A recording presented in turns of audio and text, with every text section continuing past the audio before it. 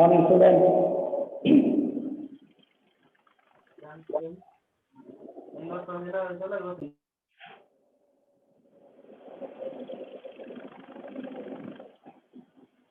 Can you hear me? Okay, students, in the last video, we have studied exercise problems, that is exercise 5.1. Up to question number 7 we have solved. And also we proved angle side angle theorem in the last. Now one problem I have left in exercise 5.1. So I am going to solve that problem, 8th problem. And before that I want to tell you, coming week we are going to conduct a FA exam, FA1 exam. You should be ready. All lessons to study. FA1, after FA1 we are going to conduct FA2, like that. We are going to conduct exam. Be ready. Okay, start study exam, first lesson, prepare all. And so far I have solved all examples, exercise examples in the class. It is taking more time. Now onwards you also try at home. If something has not come, then that I will explain in the class. Okay, we shall focus more on theory. Exercise problems, if you try on your own, that will be excellent. That is good. Okay? Fine. Now, question number 8. Question number 8. Exercise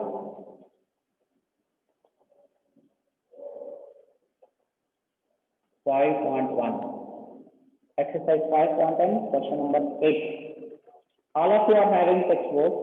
Complete question I don't write. I will draw only the diagram. Okay? I will draw the rough diagram. What is called in a right angle triangle ABC? ABC is a right angle triangle. We shall call this ABC. Okay. What is given? First they have told A, B, C is a right angle triangle. It is a right angle triangle. What is told according to that? If we draw diagram, we understand. It is told in a right angle triangle ABC, right angle at C, right angle at C.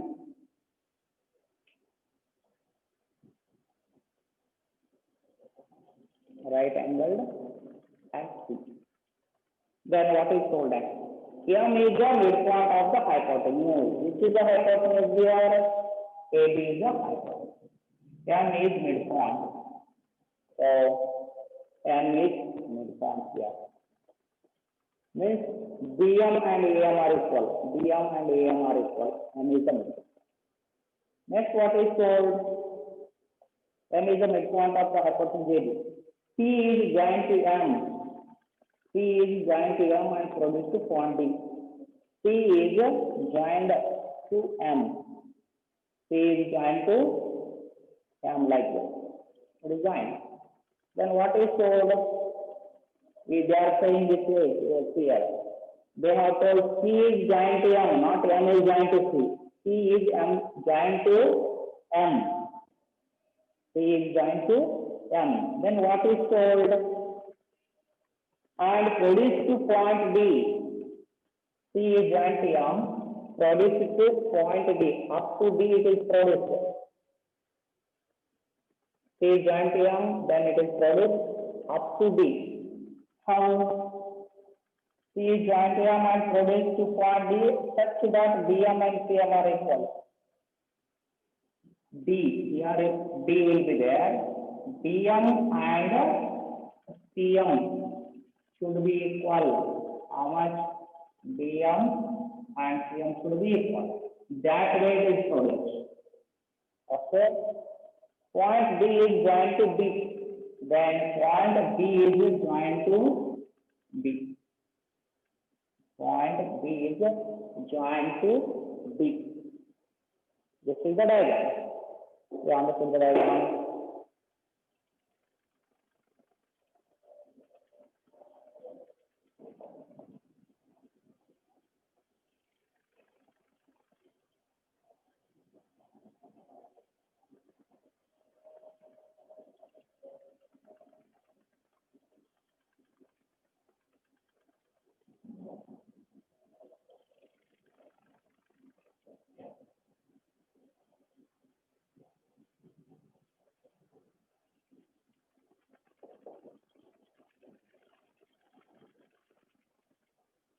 You understood how to draw the diagram?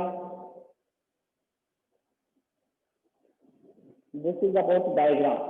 What is asked to prove? That should be focused. Here what they are asked, it is asked to prove triangle AMC. AMC is congruent to triangle BMD. AMC is congruent to triangle BMD. We should prove.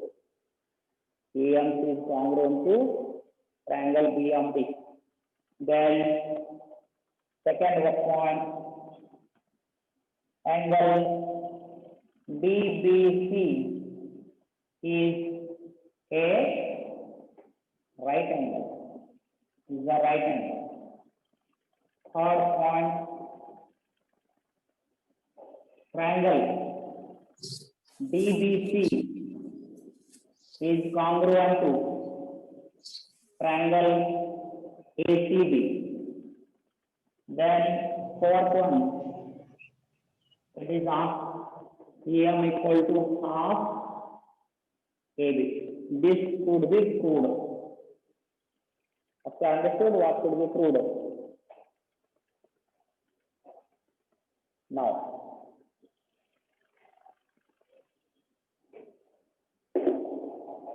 what is given and what should be proved, we have understood.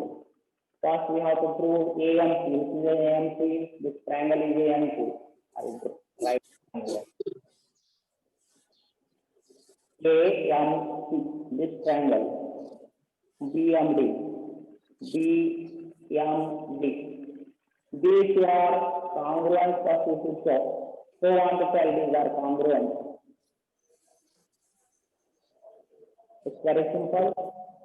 In triangle AMC and triangle BMD, Tell me. AM equal to BM.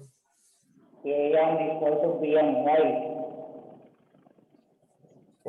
Angle AMC equal to BMD. Wait. You told AM equal to BM, how? How you should tell it? M is the middle point, sir. Yeah, M is a midpoint. That's why AM equal to BM. M is a midpoint. That's correct. Next. Angle AMC equal to BMD. AMC. You are talking about this triangle. Angle. AM equal to BMD. BMD. How? Why? Which kind of angle those are? Vertically opposite. Vertically opposite. Vertically opposite angle. That's why those are equal. Then next. One more point. CM is equal to DM. CM equal to DM. Why? Given, sir. Given. Okay, very good. Next. Triangle ANC is congruent to triangle BMD. SAS rules. Yes, yes, yes. ALP is congruent to triangle BMD. That's correct. Okay. Next, triangle angle BBC to right angle. How to prove that? Yeah.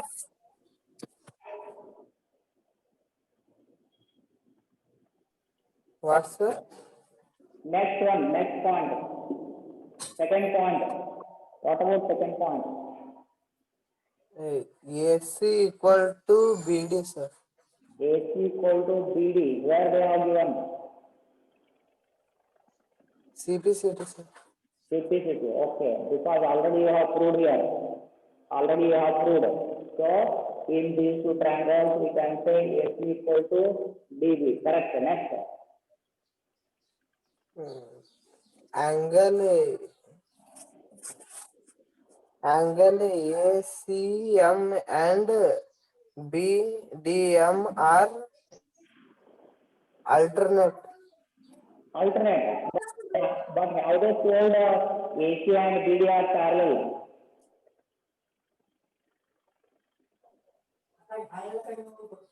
Okay, right angles already you have told the tell me. It's correct, tell me. Hmm.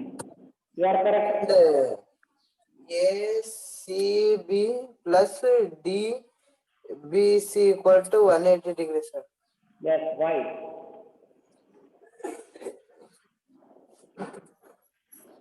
Why it was the 180? Right angle, sir. You are telling us what you have told. Already you proved this AMK and BMK are congruent. Then in these two triangles, AC equals BD, these two lines become equal. Then what you are saying, angle ACM in these two triangles, already you have told congruent. So in these two triangles, angle ACM you can say ACM equals BDM. These angles are equal. You told these angles are equal, that is right. But these are alternate interior angles for these two sides. When these two are equal, when alternate angles are equal, then these two lines are parallel. When these two lines are parallel, BC is the transversal. When BC is the transversal, DBC plus ACB should equal 180 because sum of interior angles on same side of transversal is 180. If sum is 180 and already 1 is 90 means this should be 90. Correct? Yes, sir. Okay, this becomes 90 degrees. Then this becomes DBC equal to triangle AC, how will you prove? And DB equal to AC, sir. DB equal to AC, we have proved already. Okay, next one. And angle DBC equal to ACB equal to 90 degrees, sir. Degree already proved here. Okay, next one. Then one more thing. BC equal to BC, sir. Ah, Common. one for both. Okay, then both the triangles are congruent. Yes, sir. Next one. Okay, wait. You have understood, but what about others? He explained, did you understand, students? You understood something? Now you shall write it. I will explain for all. Right. First, what is given, you should write it. First step. Okay, what is given? I'll write. You copy this. I need space to write what is given. In right angled triangle, in right angled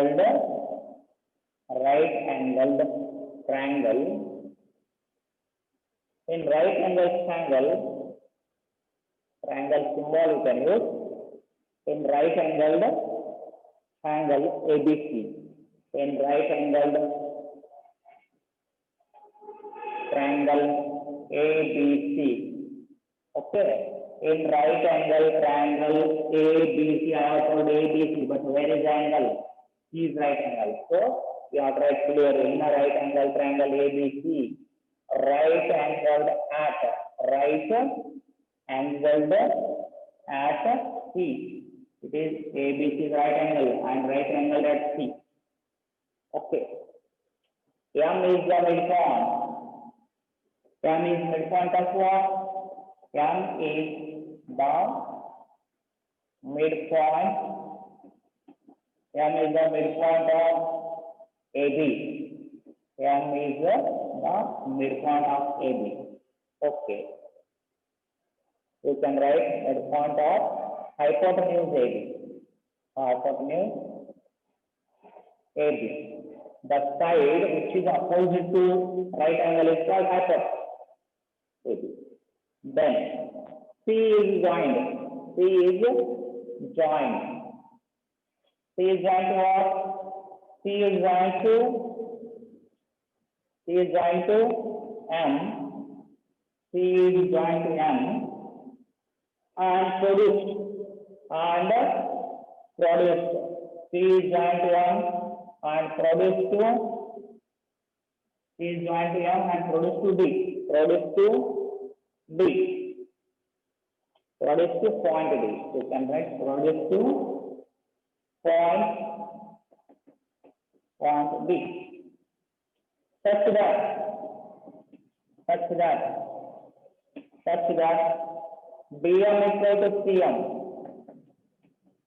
DM equal to CM. We have joined point C to M and produced such that DM and CM are equal. That much we have produced. Okay. Point D is joined. Point D is joined to B. Point D is joined. Point D is joined to B. Point D is joined to B. Now, we have to write to prove. To prove means what you have to prove in the question. What you want to prove, that should be written. It is given. Then it should be proved. This should be proved. That should be written. We want to prove first one was triangle AMC is congruent to triangle BMD. We want to prove it. Second point, angle DBC is a right angle. Is a right angle. We have to prove this. Not we want to. We have to prove it. Third point, triangle DBC is congruent to triangle ACB. We have to prove. Then fourth point, CM equal to half AB. We have to prove this and all. Okay. Copy this. I need space. I am going to erase and then write.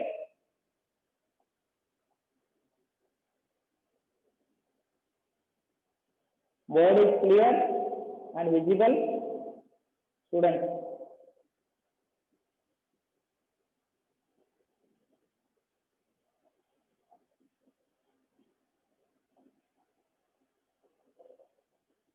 Did you copy?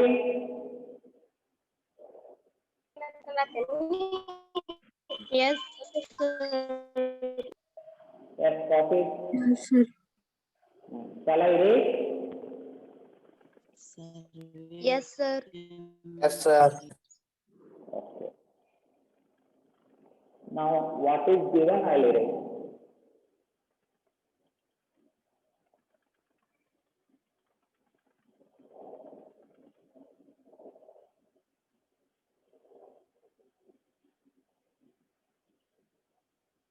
Okay. If you are written this also, I will read.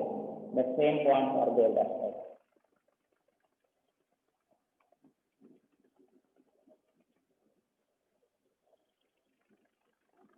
Now, proof.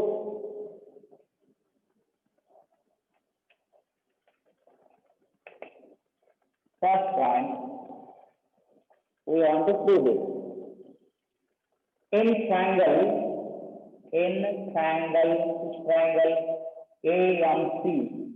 AMC and triangle BMD. AMC and BMD. It's triangle AMC. This one. Here I have marked already this triangle. BMD, this triangle, these two triangles. In these two triangles, AM equal to BM. AM equal to BM. Why reason can you tell me? AM equal to BM. How? AM equal to BM. M is the midpoint. Because M is the midpoint. Because M is the Midpoint. midpoint of what? Midpoint of AB. Point of AB. Okay. Next point. CM equal to BM. CM equal to BM. How? CM equal to DM. Here, figure diagram. CM equal to DM. How? Is it given? It is given. They have sold. Given. Next point. What is the next point? Can anyone tell me? Vertically opposite angles are equal. Which are the vertically opposite angles? DMB and AMC DMB. and CMA. Okay, you can write angle AMC, AMC, BMD. Angle BMD. What is the reason? Why these are equal? How these are equal? You should write the reason. Vertically opposite angle. Vertically opposite angle. These are vertically opposite angles. That's why these are equal. Now, two sides one angle. Side angle side. Side angle side. So both the triangles are congruent. Therefore, by side angle side congruence rule. Congruence rule. Triangle, which triangle? Triangle AMC. AMC is congruent to triangle BMD. Okay? Right.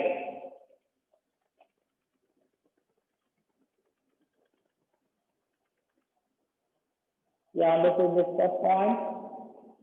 Any doubt is there in this? Students, if you have doubt, you can ask.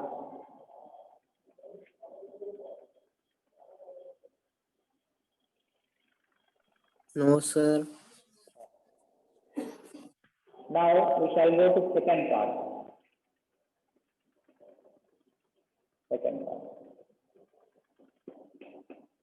Already we have proved this, correct? We have proved triangle AMC is congruent to triangle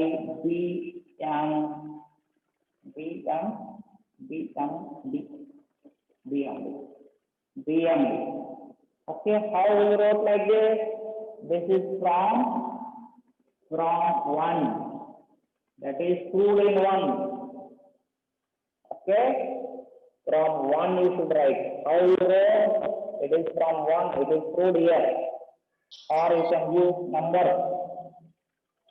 Then, if AMC is equal to, if triangle AMC is congruent to triangle BMD, corresponding parts are equal.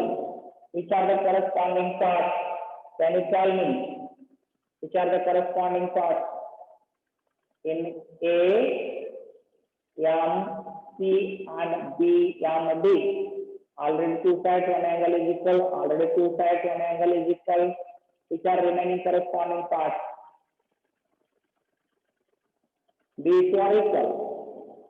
This one and this one are equal. Understanding? ACM. Already I have proved this. ACM. Angle ACM is equal to, if you take ACM, you should take BDM. Angle BDM. Why? Because corresponding parts of congruent triangles. These are corresponding parts of congruent triangles. Already these two triangles are congruent. So these are corresponding parts. Which are these? A, C, M. This one I'll mark here if you can't understand. I'll put X mark. This one and this one are equal now. But these are which kind of angles? When two lines are cut by transversal BC, these are alternating angles. Correct? but these are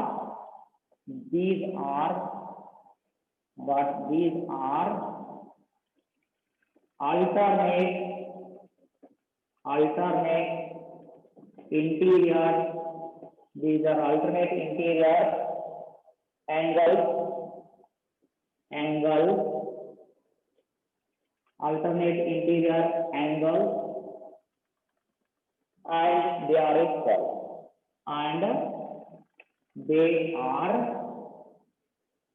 equal.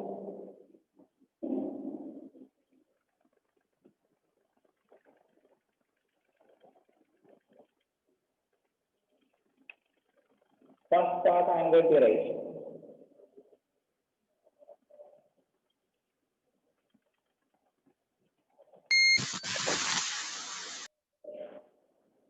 Here, what we are written now? This plus mark I written now. These two angles are equal, but these are alternating these angles for the lines AC and BD. AC and BD are two lines. DC is cutting those. So DC is the transversal to the lines AC and BD. These are alternate interior angles. Alternate interior angles are equal. Then the lines are parallel. Okay. If parallel lines are cut by a transversal, then alternate interior angles are equal. If two lines are cut by a transversal, if alternate interior angles are equal, then the lines are parallel. Real. Understand, right? So which lines are parallel now? AC and DB. AC and DB are parallel. Why AC and DB are parallel? Can you tell me?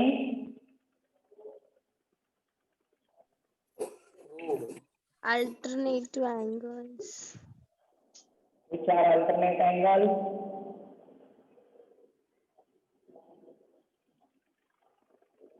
ACM, or you can say, therefore we will write like this. Here ACM and BDM we have written now. ACM and BDM we have written. Instead of that we shall write ACB. Then BDC. Therefore, angle ACD. Where is that? ACD. Angle ACD is equal to angle BDC. ACR means ACD. BDR means BDC. Therefore, it is parallel to BD. You are understanding? You understood this? Now, AC is parallel to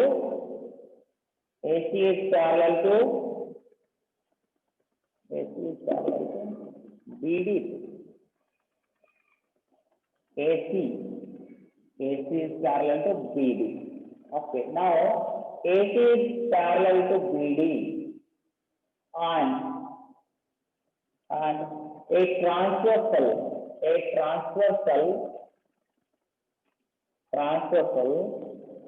BC intersect them. Now, you are all silent. Are you understanding or not? Understanding, sir. Okay. Now, you have proved AC and BD are parallel. AC and BD are parallel like this. AC is here, BD is here. These are parallel we have proved. Then BC is a transversal. Correct? You rotate it and see, you will understand. And two parallel lines are cut by another line, that is a transversal. These are already parallel. And already this is 19. Sum of BC should be how much? 180. 180. Already this is 90. What about this one? What, sir? Already this is 90. What about this angle? 90 degree. 90 degree. 90, because 90 plus 90 is 180. So this should also be 90. If this is 90, what is the meaning? D, if this is DBC. If this is a 90, what is the meaning? DBC is a right angle. This is second one. Understanding? So, we have to write next point.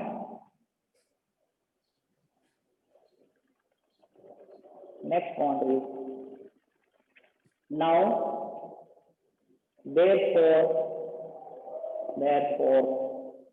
angle DBC, that is the DBC, this one, DBC, this angle, this complete, plus one more angle, angle ACB, should be how much? 180 degree. What is Ati. reason to be? Class ನಡದತಿ. Class. Hello, don't talk. The sum of interior angles on same side of a transversal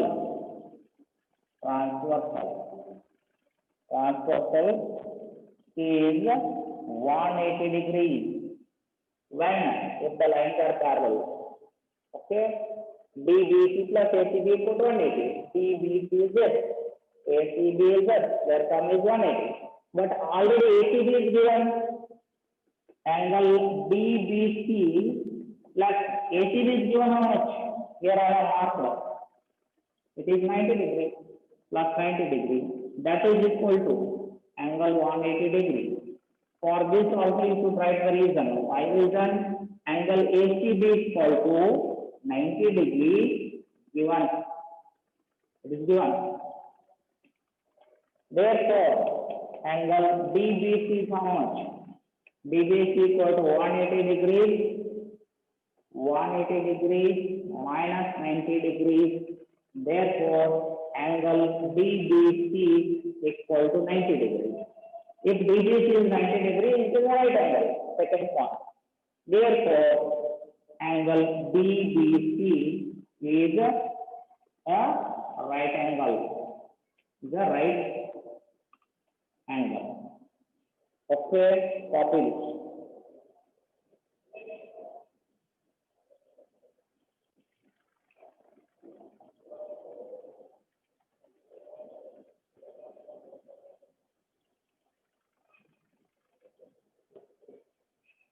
You are understanding, students? You are written, copied. Shall I write? No, sir. No, you have copied. Wait, sir. Yeah, copy.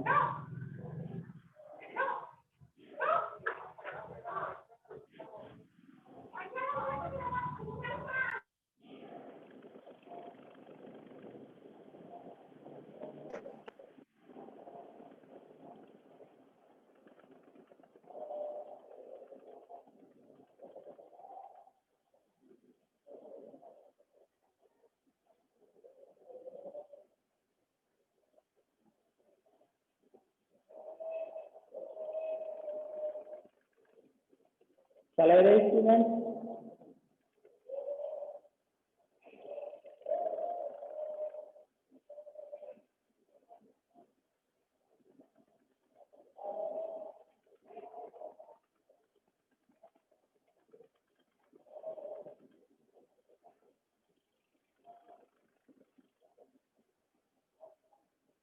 Shall I write?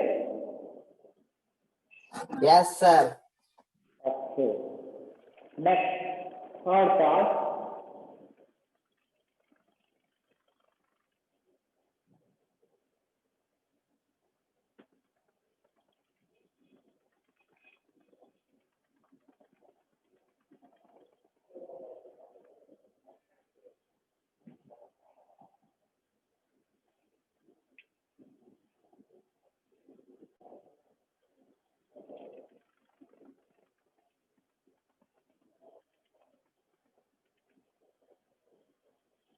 Good duster is not cleaning. That is good duster. That is not.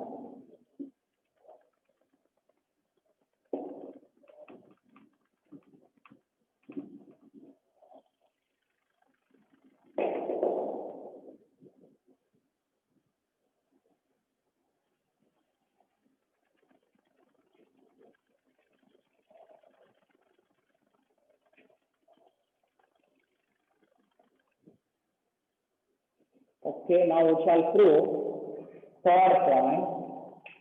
If you are not understanding what you should do, you separate the diagram like this. One small diagram I'll draw. This is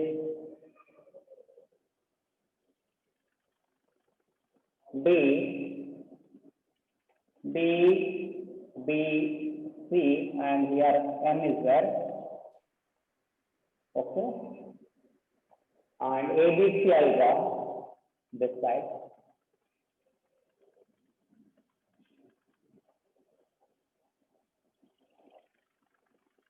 A, B, B, C. Already you have proved what you have proved. Already you have proved C is 90. This C is 90. And we have proved B is also 90. C is 90. That is ACB is 90. BBC is 90. So you have proved here in this triangle C is 90. In this triangle B is 90. Then you have proved AC and BD are also equal, because in these two triangles already you have told these two triangles are congruent. So AC is equal to BD. So AC equals BD. Then what about BC? BC is common for both. See, this is common. This is common. Now side angle side. Both the triangles are congruent. Understood? Yes, sir. That only we shall write now. So in triangle, which triangle? In triangle DBC, in triangle DBC and triangle ACB. In triangle DBC, ACB. I have drawn separate here. Which are equal points? Angle DB ABC. equal to what? Angle ACB. ACB. DCB equal to ACB. Why? 90 DBC degree. equal to 90 degree. ACB equal to 90 degree. This part already you have proved. Equal to 90 degrees and right? Yes. Proved in 2. Already I have proved in 2. Each is equal to 90 degrees. That's why these are equal. Next point. BC equal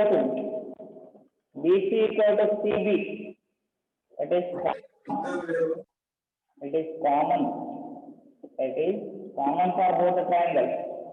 Which is one more point.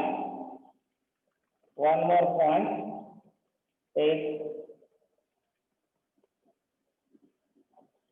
in these two triangles. Already you have proved. What you have proved? Triangle A and C. We can write from what? From 1. Triangle AMC is congruent to triangle B and B. In 1, you have already proved A and C is congruent to B and B. Already you have proved. Therefore, AC equals B. Therefore, AC equals BD. AC equals BD. Because why? These are corresponding part of congruent triangle. Now in these two triangles which are equal, angle DBC, this is equal, ACM, this is equal, Two angles are equal. Side BD is equal to AC. BC is common. Therefore, side angle side, both the triangles are congruent. Therefore, by SAS congruence rule, by SAS congruence rule, this triangle DBC is congruent to triangle, which triangle? ACB. This is third part. Written? Yes, sir. Okay.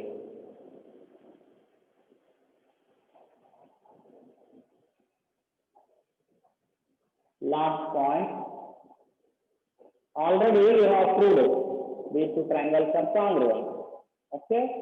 Fourth point. What is the fourth point?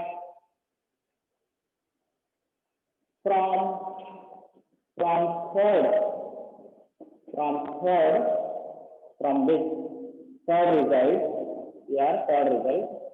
triangle DBC is congruent to which triangle? ACB. Now these two triangles are congruent. If these two triangles are congruent, DC equals AB, AB equals BC. Correct?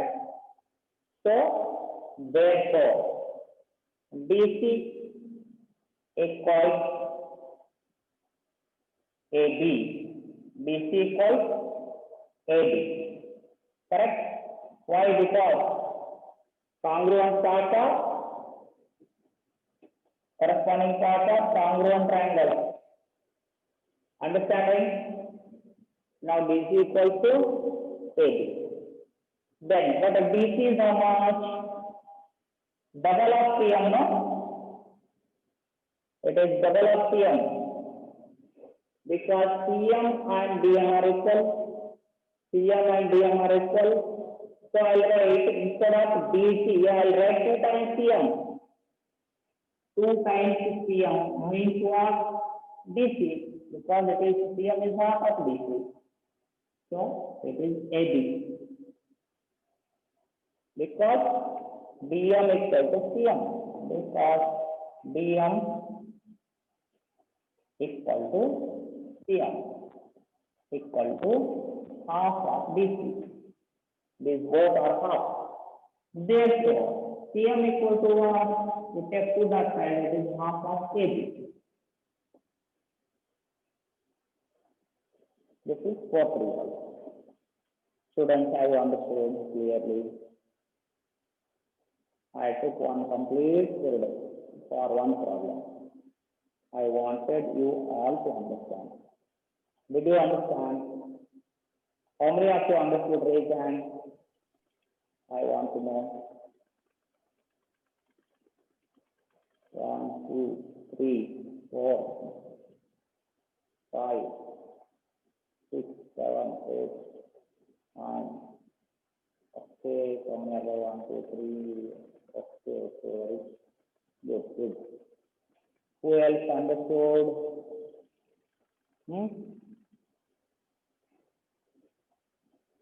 If you understood, if you have understood little also, you will try to understand. Okay?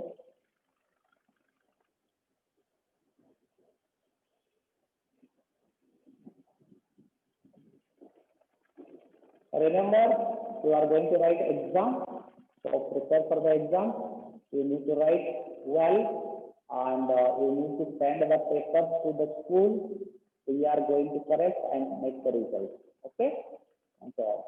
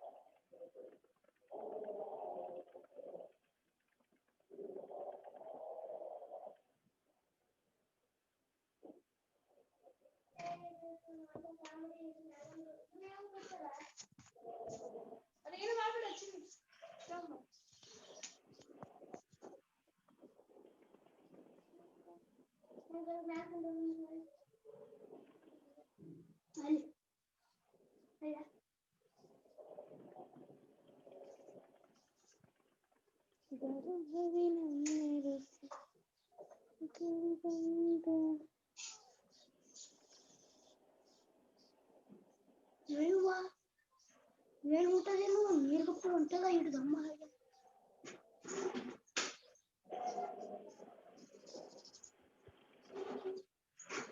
ನೋಡ್ಕೊತೀರಿ ಇಲ್ಲ ನೀರ್ ಬಿಟ್ಟು ಹೊಂಟದ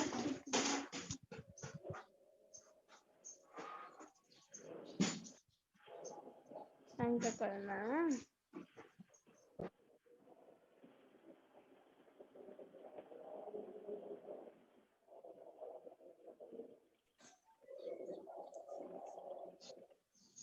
ನೀರೇನು ಏನೋ ಹೊಂಟದ ಸರಿ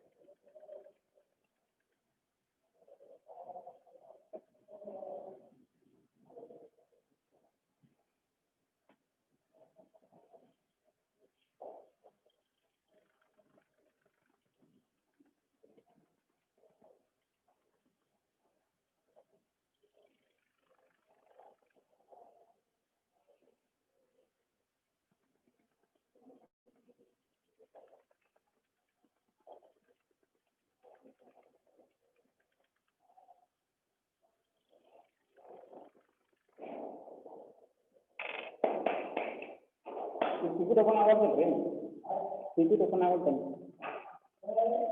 PowerPoint presentation open ಆಗುತ್ತೆ ticket ಅಲ್ಲಿ PowerPoint presentation ಈಗ 5 ಮಕ್ಕಳು ಹಾಕಿದ್ರೆ ಇರ್ತಾರೆ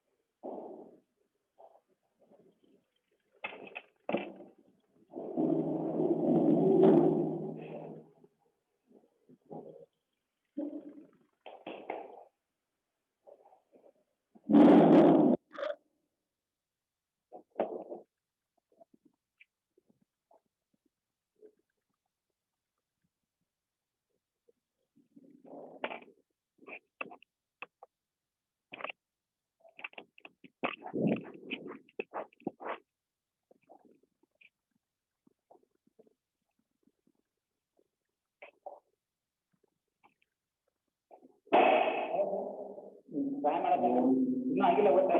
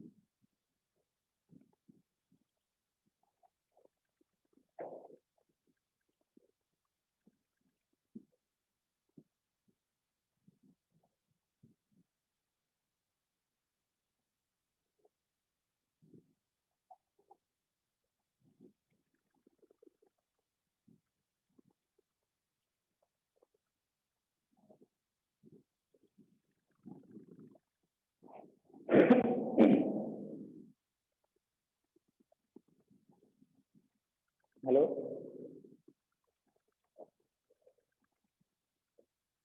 Hello, good morning, friends. Can you hear me? Yes, sir. Yes, sir. Yes, sir. Thank you, share that PPT, but it is not connecting.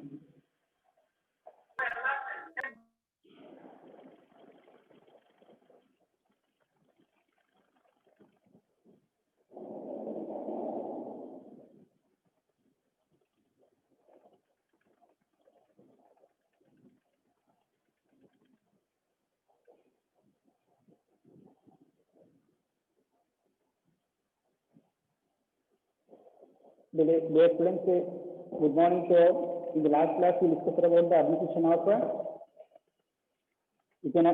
administration of the achievements of Krishnadevaraya and also decline of the dynasty. Today here we are going to discuss about the administration of Vijayanagara Empire.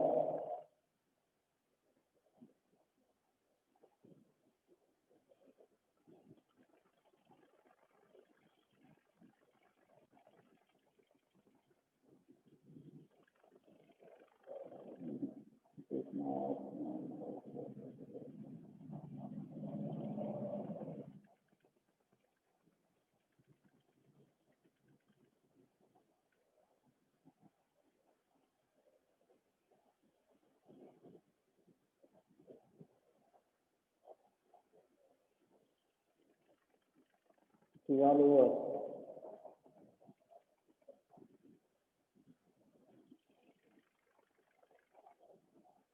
Okay, today we will discuss about their administration. Can you see the PPT? Yes, sir. Yes, sir. What pictures you are seeing there? You are watching? Which picture is there on the screen? India map and one king, sir. He is Krishnadevaraya. This is Vijayanagara Empire dynasty map. Okay, let us discuss deeply about the Vijayanagara Empire ruler administration. The administration in the Vijayanagara Empire was carried on in a traditional manner. It means as the other that ancestors, they were also running the administration. The entire power in the hands of a king, and to run the administration smoothly, he appointed ministers. And ministers, they were helping king to run the administration smoothly there. Kotwal, chief minister, or prime minister, these were all assisting the ruler to run the administration.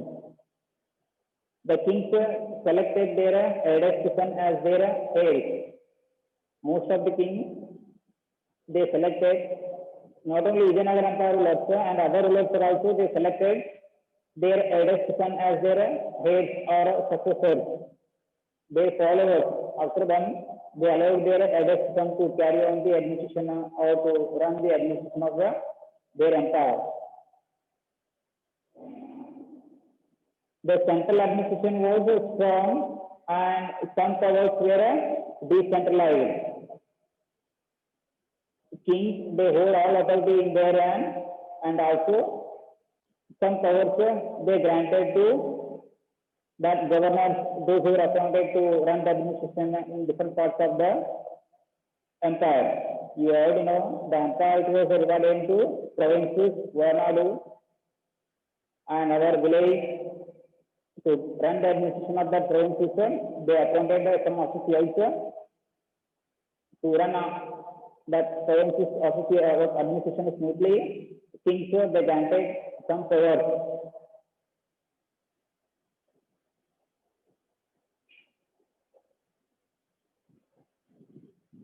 The Council of Ministers is strong military, provincial chieftains. Sir, you said this. Is it over? Yes, sir.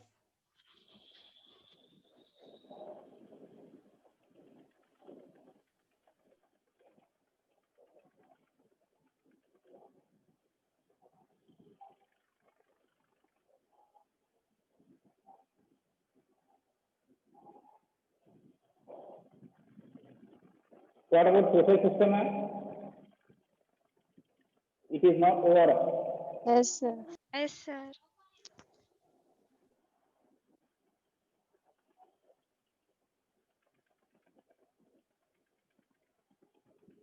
Okay, let us start the class with the social system today. The society was based on Varna-based social system. You know, society it was based on the Varna. It means based on their occupations. Society it was divided. For example, Kshatriya, Brahmins, Shudra, and Vaishyas. Kshatriyas they were running the administration, and Brahmins they were performing the religious rituals. Vaishyas they were the trade and business. They were engaged in the trade and business activities, and last Shudras they were serving about 3 types caste people. However, there was also occupation-based caste system. This and also the people those were working on based around that also they were maintaining the caste system there. It means Akasaliga, goldsmith, like that maybe it would be. There were many skilled artisans, blacksmith, goldsmith, dull metal smith, carpenters, weavers, and travelers in the society. In society, it includes these all kinds of people, including that Brahmins, Kshatriya, and these other that artisans, blacksmiths. They are also very necessary to get our goods. Blacksmith he may do the work of that carpentry. Artisans they may do the designs, and goldsmith he will do the ornaments, jewelry. Dull metal smith they also require to make the bells and other that what things which we required in our day-to-day life. Carpenters, weavers, and cadres are also. These are all present in the Vijayanagara society.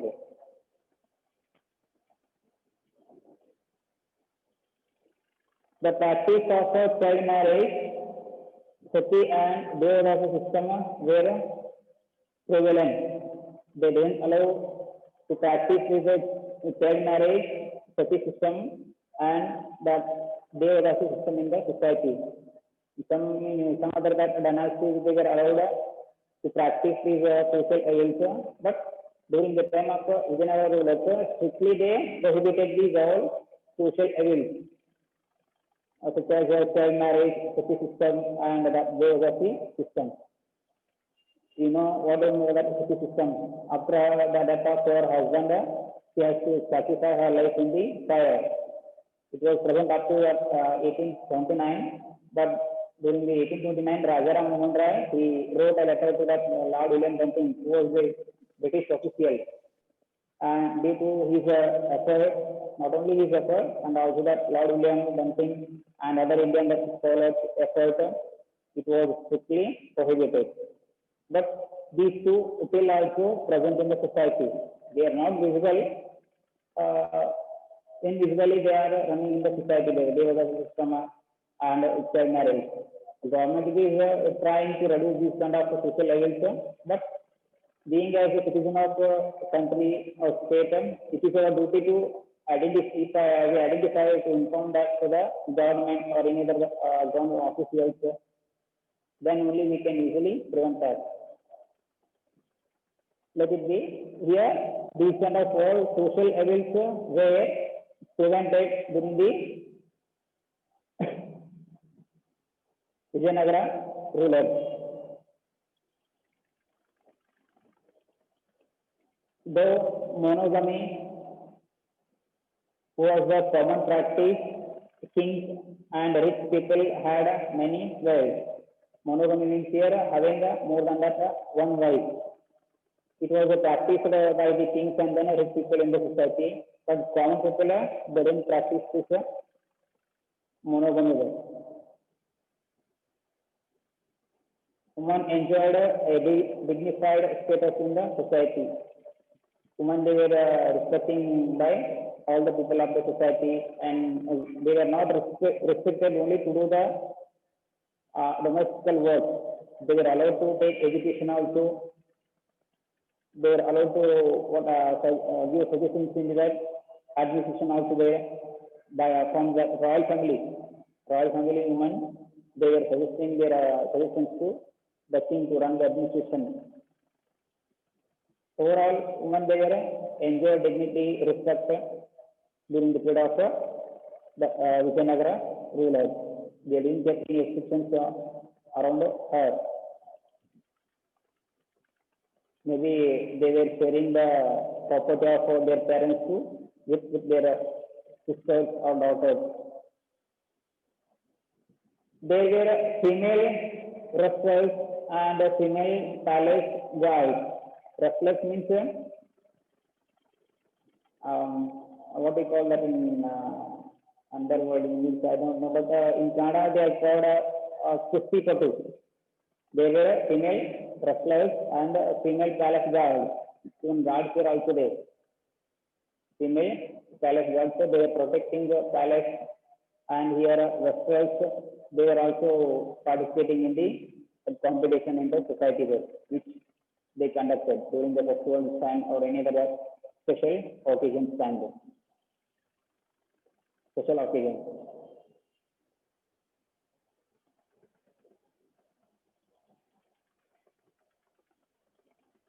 Holi, Deepavali, and Dasara festivals were celebrated publicly.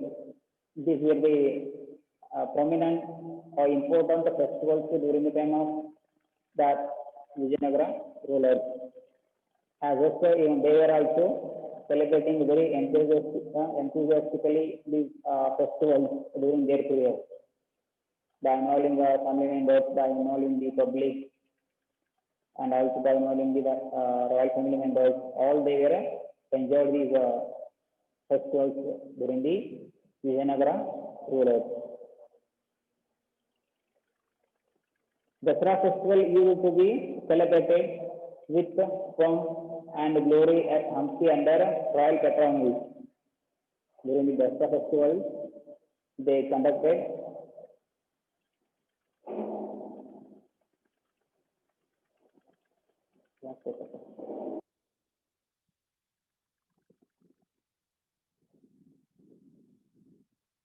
Dasara festival used to be celebrated with it means enthusiastically. How do we celebrate in our Karnataka Dasara festival like that? Even they were also celebrating very enthusiastically, very proudly, gloriously that festival in the Hampi.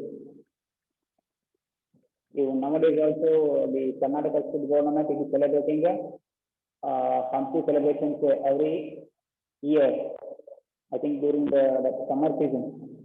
It happens in the January month, I think.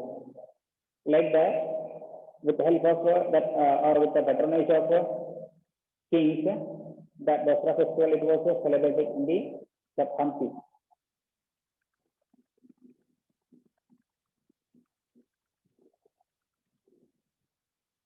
Are you understanding all? Or shall I release speed? Hello? Sumirwanda. What, sir? Are you understanding on clearly? Yes, sir. Or shall I release my speed? No, no, sir. Okay, okay. Okay, thank you. Music and dance enjoy great popularity. People they give a preference to music and dance during their leisure time. During leisure time, they were practicing or they were engaged in the music and dance. They were spending their leisure time by practicing music and by involving in the dance that activities. Or that they consider them as their hobbies also during their leisure time, maybe evening or any other festival time also, or after the harvesting time, farmers and other that people with other people they are enjoying the music and dance too. Now here we are going to discuss about the economical system of Vijayanagara Empire. Vijayanagara was economically prosperous. They didn't suffer economically, it was prosperous. They were in good position economically because kings they gave importance to provide all facilities to the people of the society. They help to agriculture, it is farmers also in the society for the chieftains also and the trade and commerce persons also there. And those who want to do the trade and commerce activities, they were encouraged by rulers. Therefore, they didn't suffer.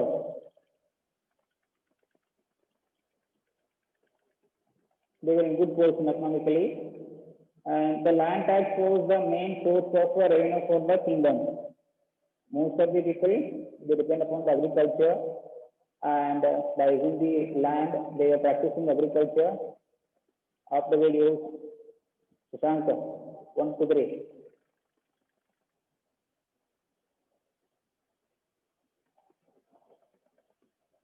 Most of the people they were engaged in the agriculture, and land tax was the main source because as present they didn't have many kind of activities.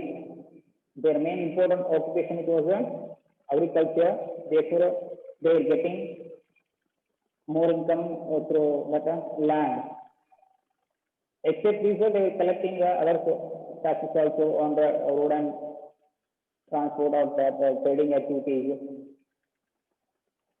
or through the other sources. But among those all, land tax it was the main source. Farmers used to give 1/4 of their income to the government in the form of a tax. Farmers they were submitting 1/4 of their income. It means if you consider 100 rupees, in that 100 rupees, 25 rupees they were submitting to the government as a tax. If they were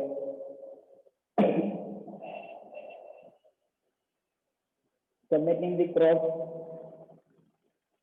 they will divide their entire crops into 4 groups, and then one group of crops they will hand over to government, and remaining 3 they could get with them. Professional tax, see that these are the another taxes. Among the other taxes, the land tax it was main important or significant source of revenue. Except that land tax, they are collecting in these also there. Professional tax, revenue tax, road tax, market tax, commercial tax, import and export taxes, and tribute from the vassals. It means that vassals and chieftains they were submitting little form of amount to the king. An example, Nayakas of Turpur, Nayakas of Chitragurga, and others, Nayakas of Kerala. These were the chieftains or vassals of Vijayanagara rulers. They were submitting a little amount in the form of that tribute to the Vijayanagara rulers.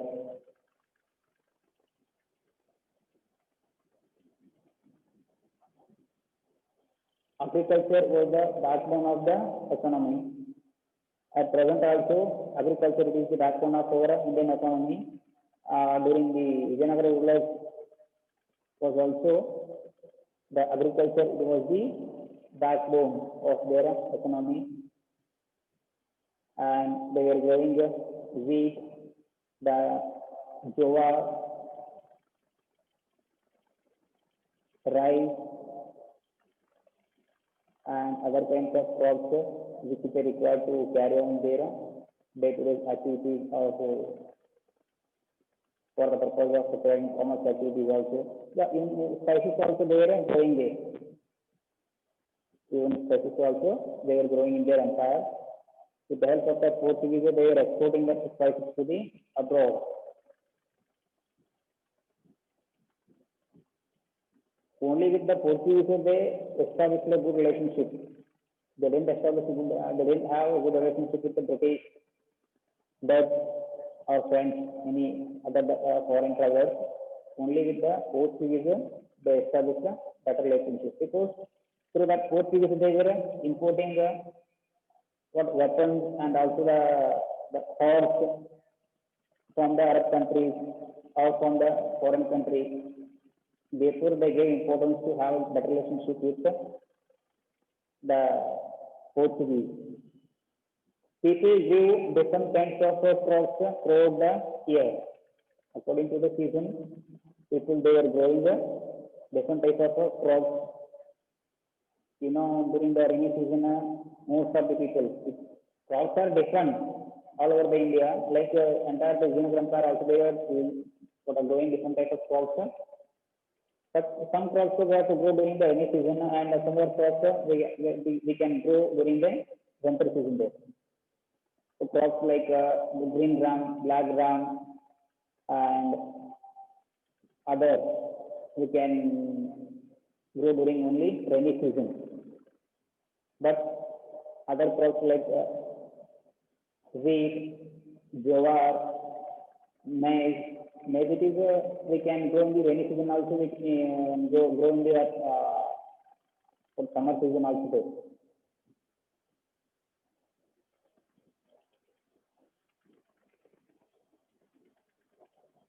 Jowar, ragi, paddy, wheat, lentils, pulses like green gram, black gram, and sesame seeds, groundnuts, cotton, sugarcane, coconuts were the main crops today. They are growing these all kinds of crops according to the season. Because some crops they require a huge water, and some other crops they do not require that more water there. Crops like ragi, jowar, these do not require more that water. Therefore, they were growing these during the after the rainy season, and remaining almost all some of the used during the time of some of the grow during the time of rainy season.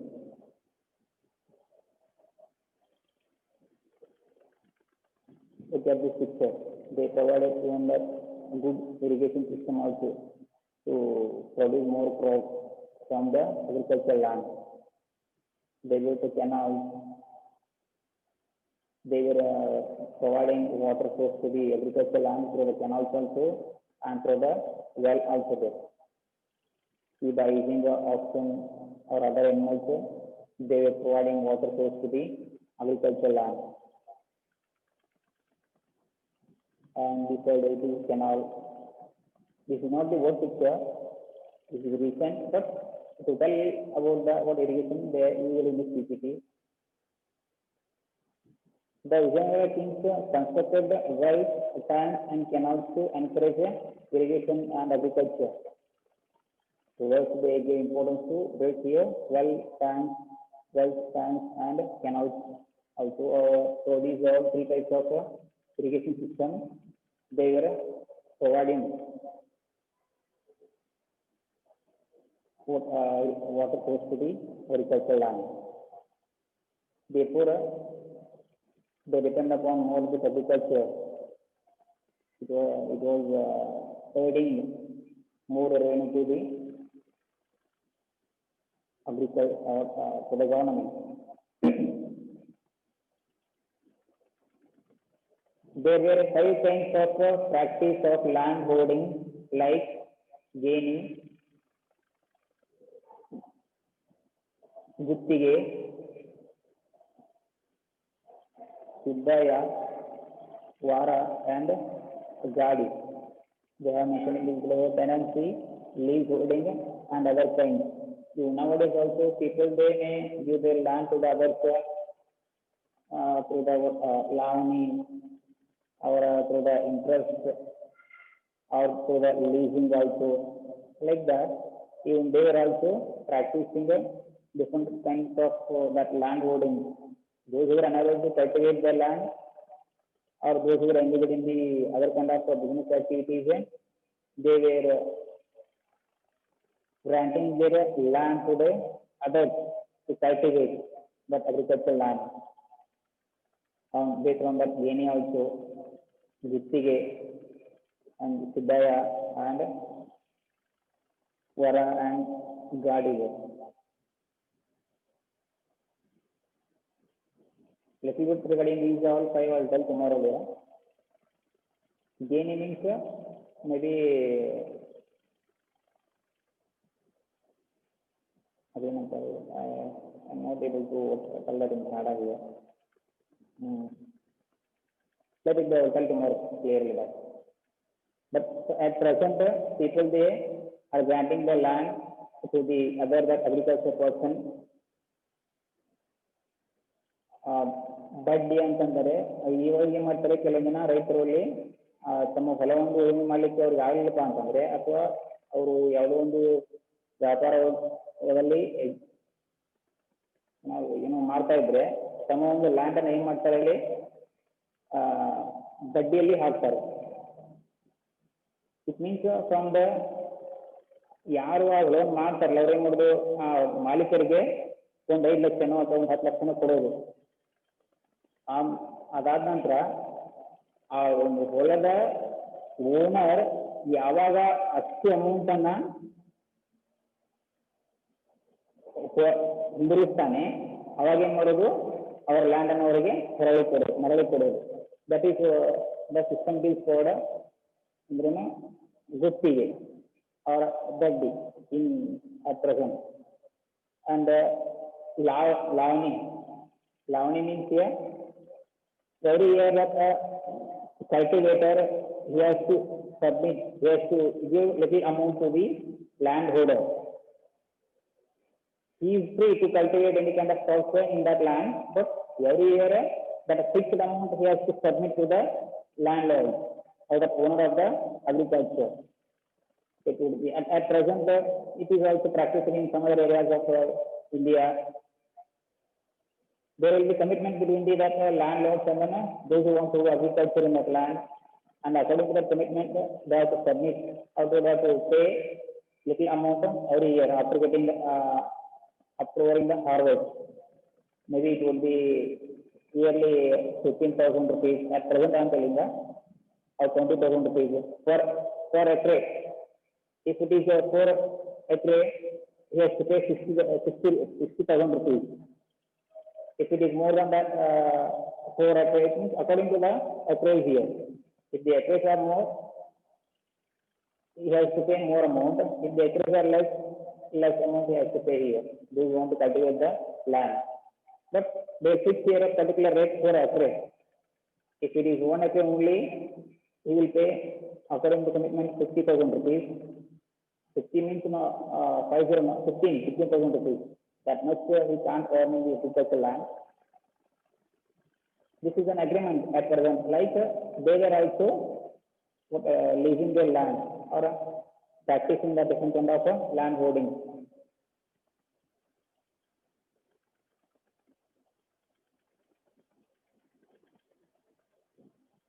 The Vijayanagara Empire had achieved great progress in the field of industries and commerce. I would say they had better relationship with Portuguese, and Portuguese were the source to their trade and commerce, because most of the traders of Vijayanagara Empire, they were doing import and export activity with the help of the Portuguese. They were importing the things which were not going in their area, or also the weapons and horses, and they were exporting these kind of all the materials from India to other countries. Diamond, sugar, spice materials, paint, iron ore, and other these things, ginger and coffee, tea, these all things.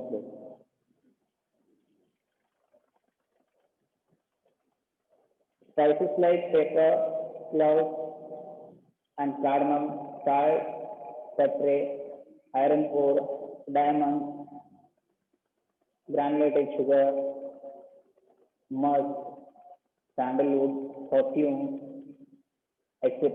were exported by them. You can have reverse, they were exporting these all kind of materials from India to abroad. Paper, cloves, cardamom, salt, pepper, iron ore, diamond, granulated sugar, musk, sandalwood, perfume, etc. These were the exporting materials.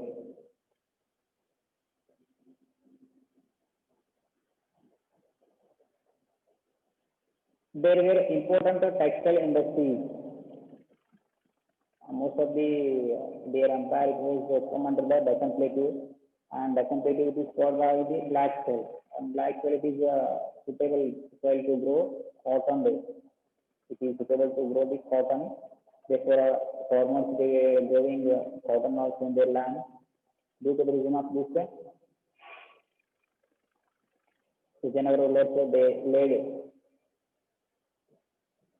on the traders were practicing in that textile industries also there.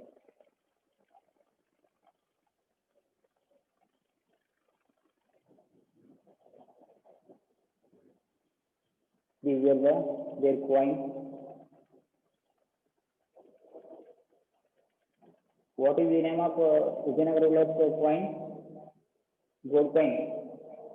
What is the gold coin name of Vijayanagara ruler empire? Vijayanagara rulers. Can you tell me anything else?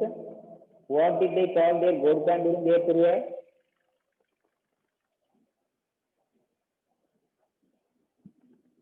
Hello?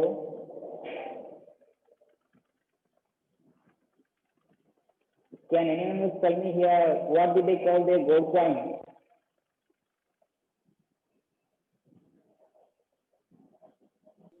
What, sir?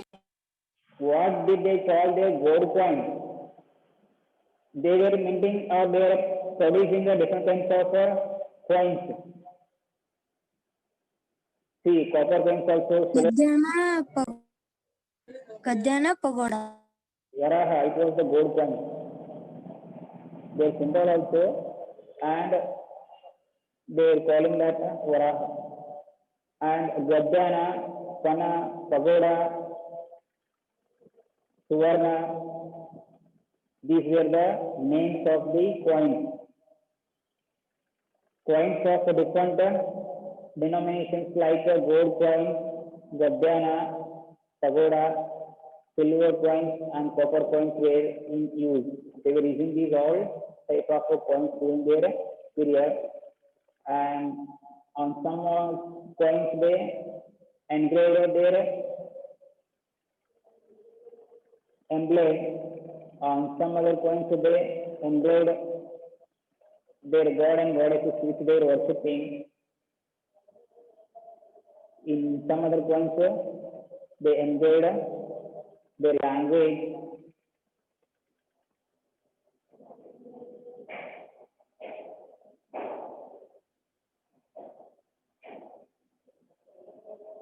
Next, religious system.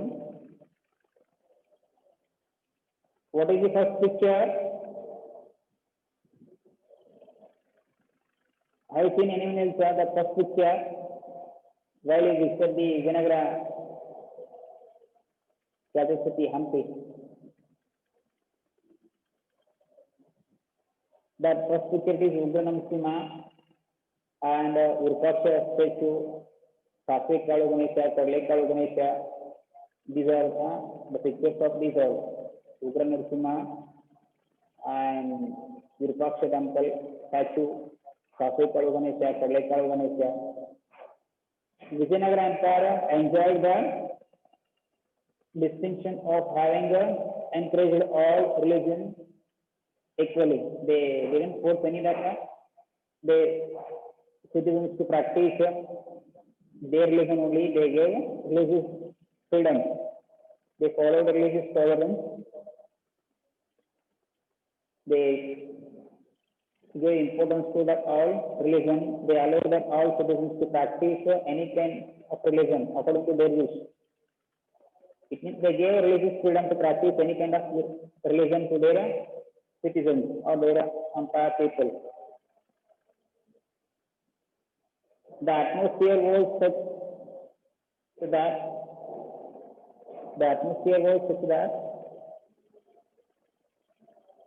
the Vaishnavis and Jains could forget their religious differences and live in perfect harmony. It means during the time of this Vijayanagara rulers, there was a clash between the Sri Vaishnavism and then Jain.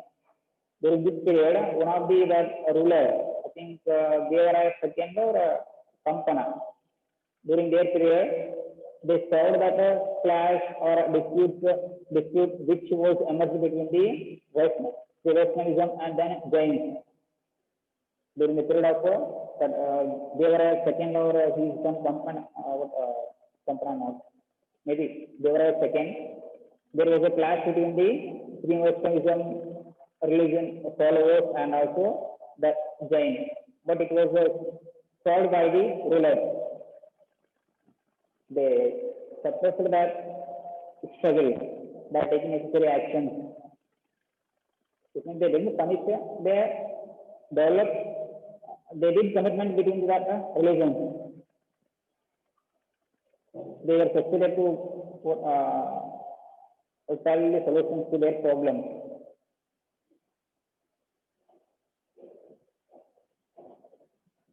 The early kings of Vijayanagara patronized Soviet and Veera whereas the later kings encouraged Vaishnavis. The beginning rulers they practiced Shaivism and then Veera, and later rulers they practiced Vaishnavism there.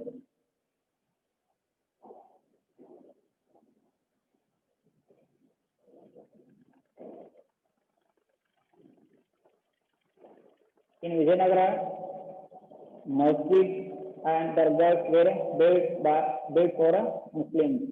Beginning I already told they practice religious tolerance, therefore they didn't give importance to any one religion. They gave equal preference to that all religions which were practiced by the people of the Vijayanagara to carry on their religious activities. how to worship the other things. They built all kind of temples, masjids, dargahs for their citizens. The kings of Vijayanagara developed business with the Portuguese and encouraged Christianity by giving permission to construct churches.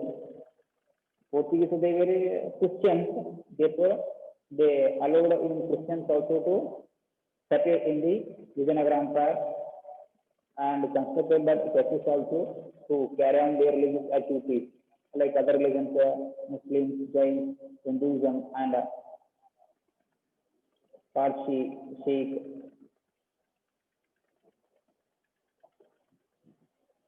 Next here we will discuss about the literature of Vijayanagara rulers. Due to the peace and order, economic progress, literature flourished. Here Vijayanagara rulers, they maintained peace and order in the entire their province or in their state, kingdom. Because of that, other fields like literature and economic and trade and commerce, they developed in good manner or they developed them prosperously. Samarth Berada, various works were created in, it means poems, drama, play, these all things. Kannada, Sanskrit, Telugu, and Tamil languages. That all scholars, those are present during the after your audio. Who is that?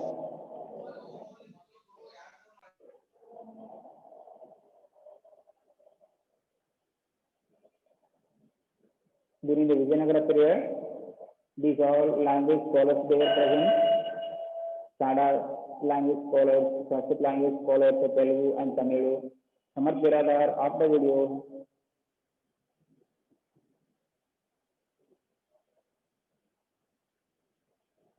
And the all scholars, they publish their work in these languages. Let me more regarding the literature. Means Bharatesha Vaibhava. See this. Kannada literary works, these are Bharatesha Vaibhava. It is the work of Ratnakar Varni in Kannada.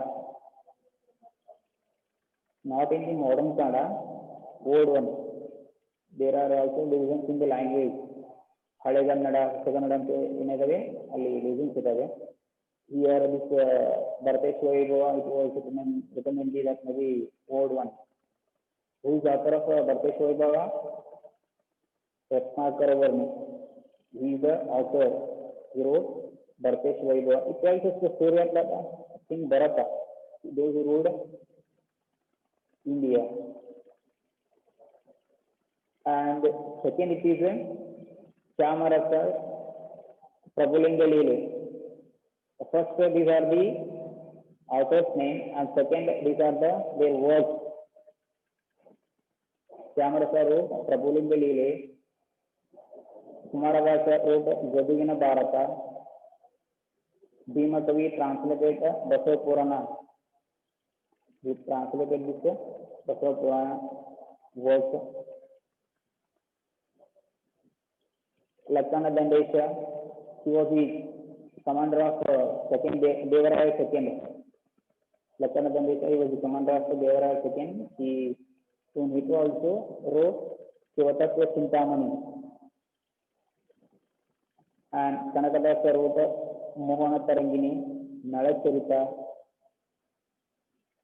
Haribhakti Sara, and Ramadana Charite. These were the works of Kanakadasa. Mohana Tarangini, Nalacharita, Haribhakti Sara, and Ramadana Charite. These were the works of Kanakadasa. And saying Purandara Dasa, Kanakadasa, Sripadaraya, and Vyasaraya enriched Dasa Sahitya.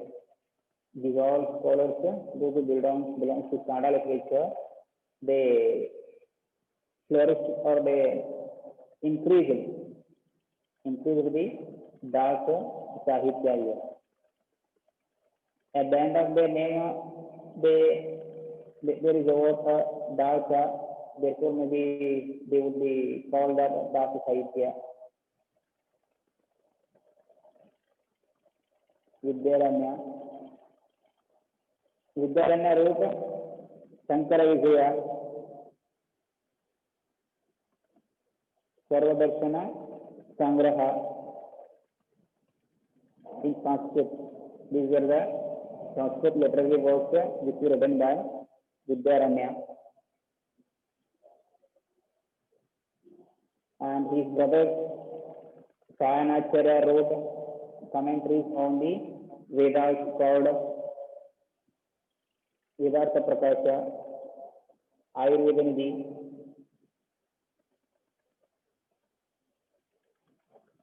Purushartha Sudhanidhi, Vedartha Prakasha, Ayurveda Nidhi, Purushartha Sudhanidhi. These were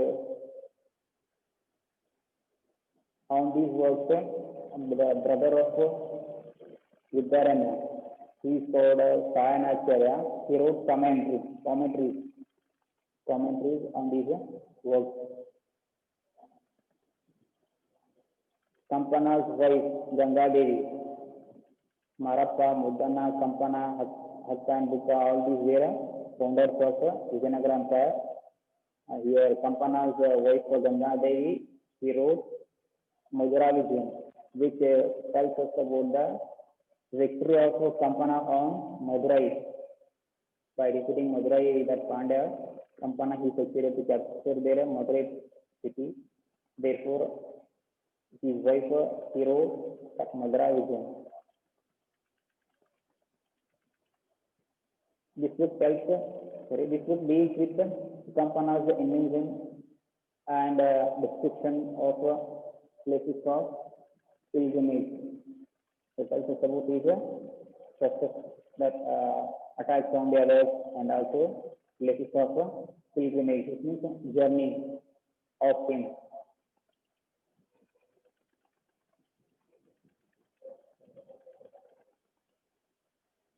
Students, the time it is over. Little more regarding this literature will learn during the next class. Have understood all these all? Hello?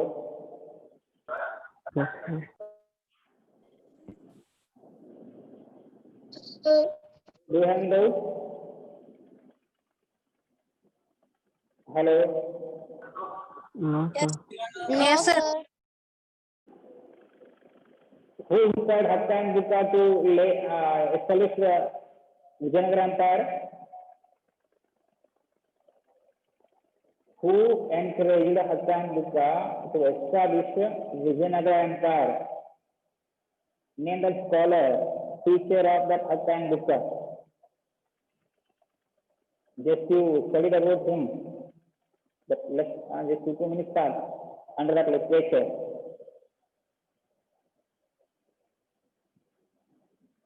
Samartha, can you answer me here? Suraj Valikar, Srishti Kadam Shetty, Kirangi, Sneha Biradar, Sneha Karuti. What is the scholar name? Who inspired that Hatta and Bukka to establish the Vijayanagara kingdom? Shall I say, sir? There, tell. Vidyaranya. Vidyaranya, just you studied about him 2 minutes back. The brother of Vidyaranya is called Sayanacharya and Kanakadasa, Purandaradasa, Vyasaraya, Ratnakaravarni, all these were present during the Vijayanagara rulers. They lived during the time of Vijayanagara Empire. Okay. With this here, today I conclude class. Little bit regarding the literature, we will discuss in the next class. Okay, thank you so much, sir. Bye. Thank you, sir. Welcome.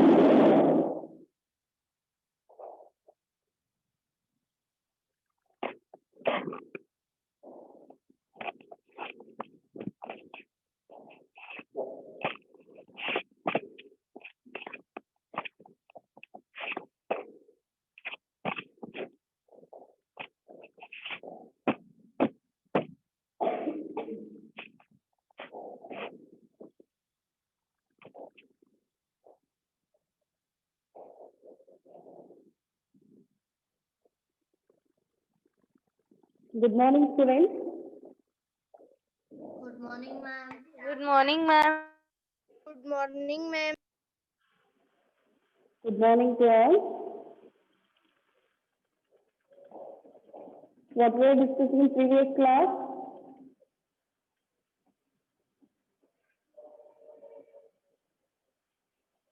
Eight.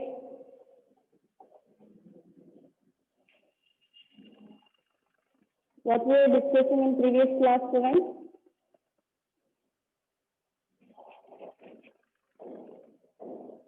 Can you remember?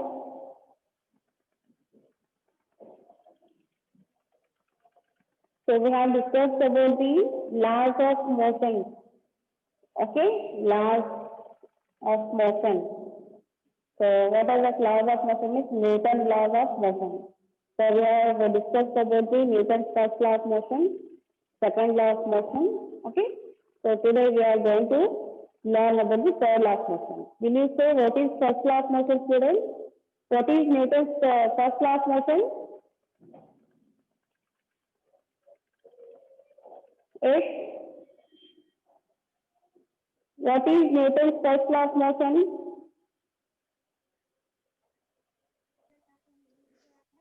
An in a state of rest or of uniform motion along a straight line unless acted upon by an unbalanced force. This is Newton's first law of motion. Yes. Yes, ma'am. What is the second law of motion?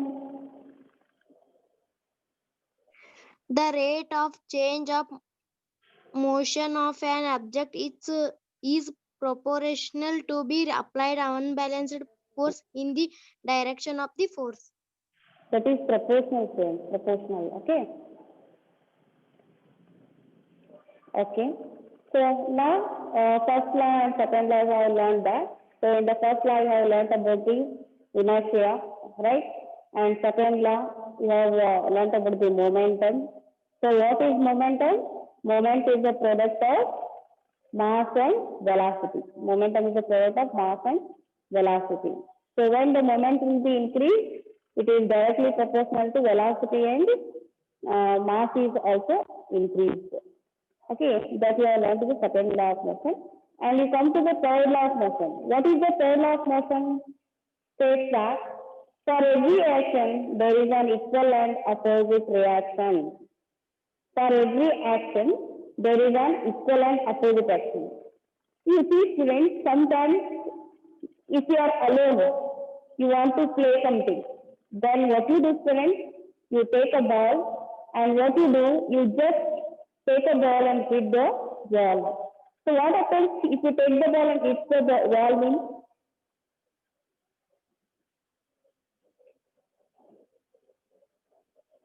If when you take the ball and when you hit the wall, what happens? It will come. to- It returns even it returns you in the same reaction. It returns you in the same reaction. For example, if you are standing and if you are throwing a ball, means throwing a ball is action and there is an equal and opposite reaction means so how you throw a ball, the ball reaches to the wall in a same distance and also it returns to opposite reaction in the same distance. So this is what the Newton's law says that for the kind of equation is for every action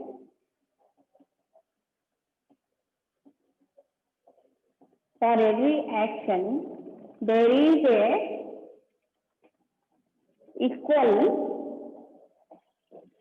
is a equal and opposite reaction. Now you see that here is a ball student. You can see this is a ball. Okay, this is a ball. Now you move this ball from this end. Means you take this ball from right side. Now I am standing the right side. From right side you leave this ball slowly. You leave this ball slowly. What happens, students?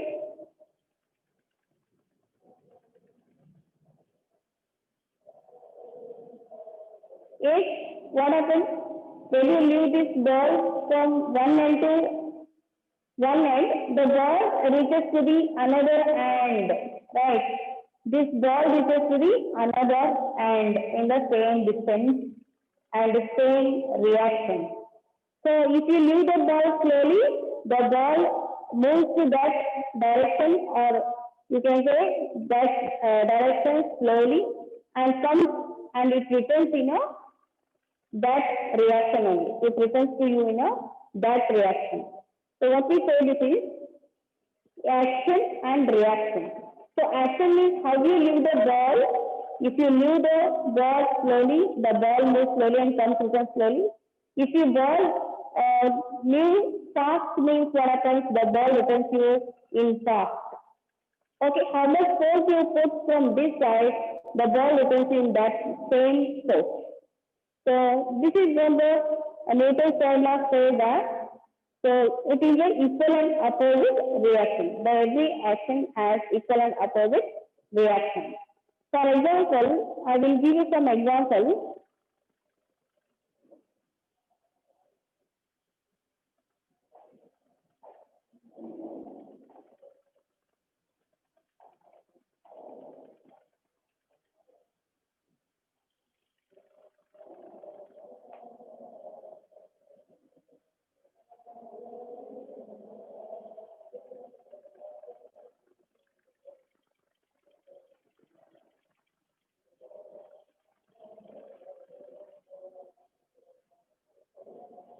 Okay, it's not coming. I will leave this.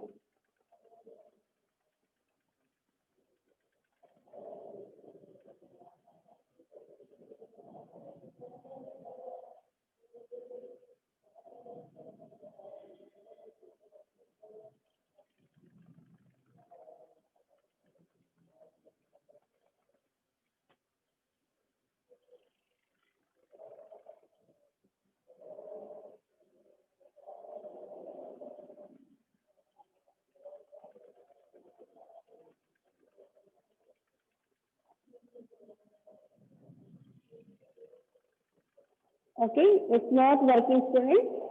I can't show you anything now. I just explain.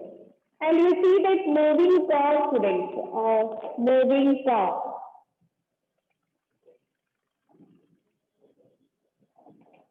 What is that moving car?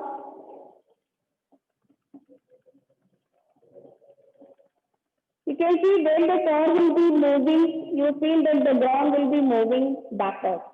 So when the car will be moving forward,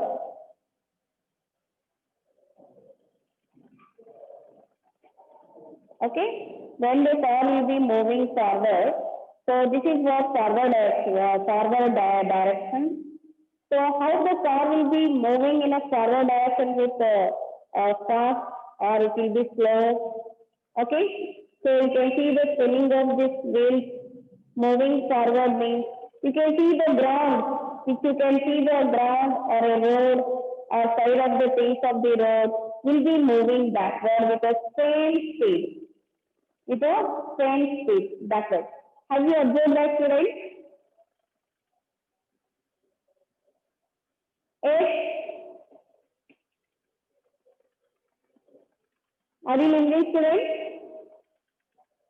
Yes, ma'am. So when you will be moving in the car or when you will be riding a bicycle, when you will be sitting in the train, you can see the students, when the car will be moving, you feel that things will be moving backwards with a same speed. If the car is moving very fast, you feel that the side of the things or a road shows you that you feel that it is moving very fast. How the car moves, you can see the move is reaction and you see the trail and things. These are, what is that? Opposite. What we say that? Opposite reaction. Okay? This is what opposite reaction.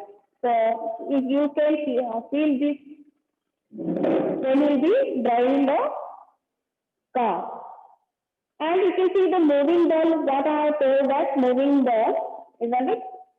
So this is a ball, student. I told you that. So when you hit this ball to the wall, okay, in this direction, so this is what this direction. So the ball returns to you in a opposite direction. The ball returns to you in a opposite direction in the same force. Okay, in the same force. This is what? This is an action which you throw a ball, it is an action to the wall and which comes return to you, it is a reaction.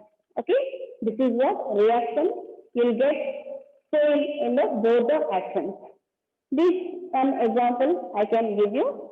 So when the birds fly in the sky, okay, when the birds, the bird is having a wings to fly in the sky, right?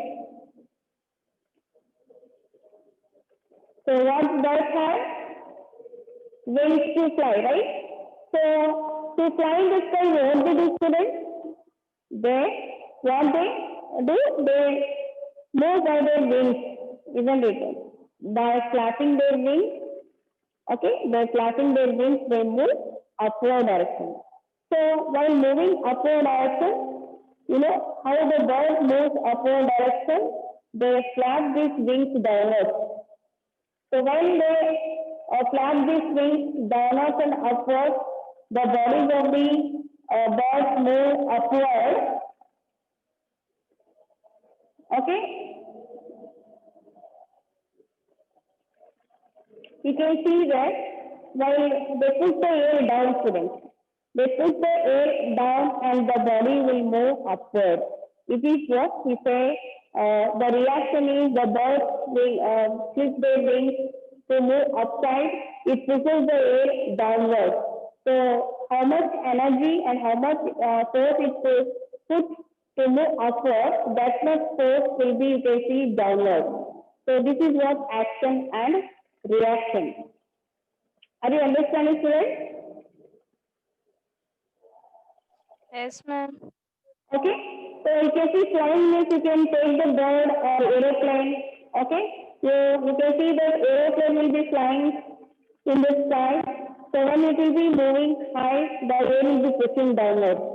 So when the aeroplane will be moving upward, the air will be pushing downward. This is what upward and downward is. Upward is a reaction where the aeroplane will be flying upward direction.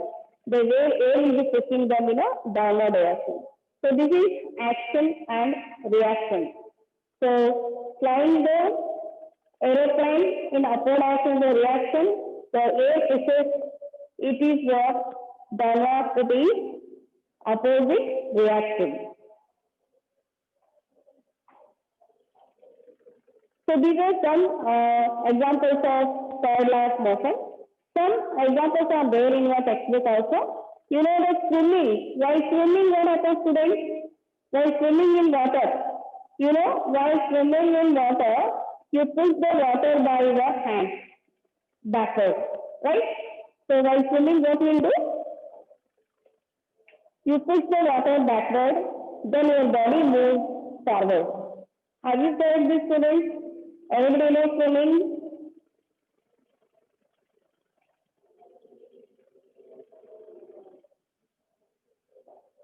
Yes. Have you know about the swimming, students? So when you will be swimming in the water, students, you use your both the hands to swim in water. So you move water backward, right? So when you move water backward, your body moves forward. So you use your hands to push for water back. What is that? Backward. You push water backward and your body moves forward. What I am asking, anybody know about this swimming, students? Can you, Yes, ma'am. how many students can swim in water, students?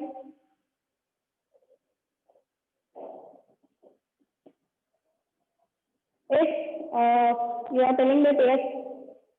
Can you? What, ma'am? Can you swim in water, students? I am asking all the students. Only one student voice I can hear. Yes, ma'am. What about others? Yes, ma'am. So while swimming, how do you swim? You know that you use your both the hands to push the water backward, right? Yes, ma'am. So when you put the water backward by your hands, body can move forward, right? Your body can move forward. So in this water, so how much force you put to move your body forward, that much force will be applied to move your water backward.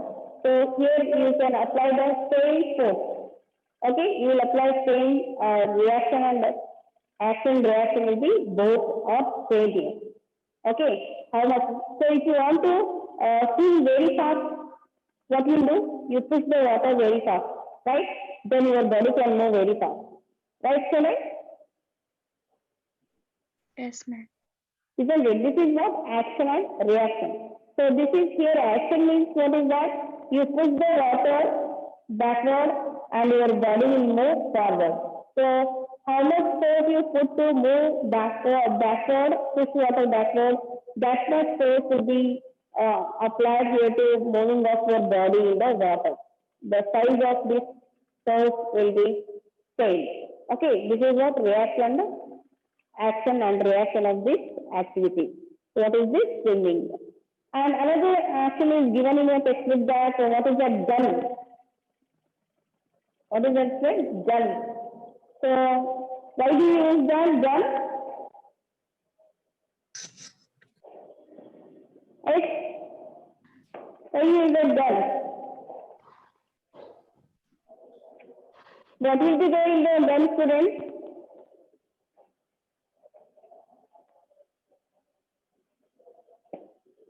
Yes. What will be there in gun?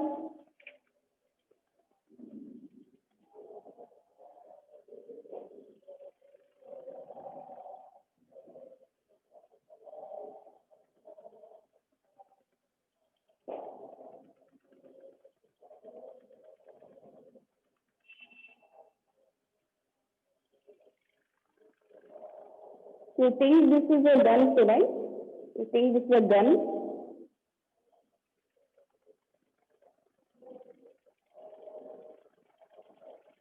So what will be there in the gun means it will be, what is that? Bullet, right? Force on the bullet. It will be bullet in the gun. Isn't it, student? So when you put force to a student, S to release the bullet,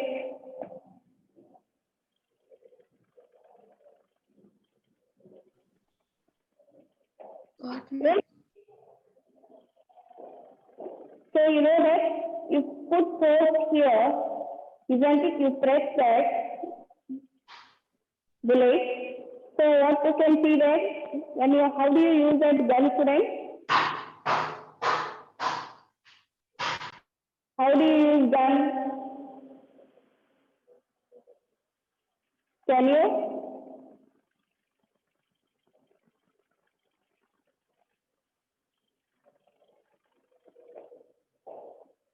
Yes.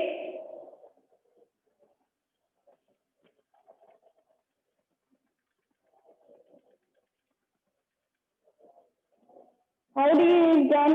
Sometimes you use in Diwali and all, isn't it?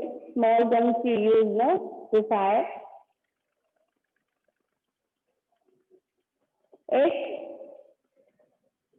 So here you can see that how much force you put here.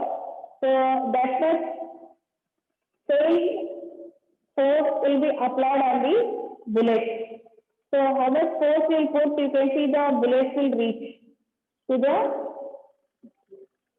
target.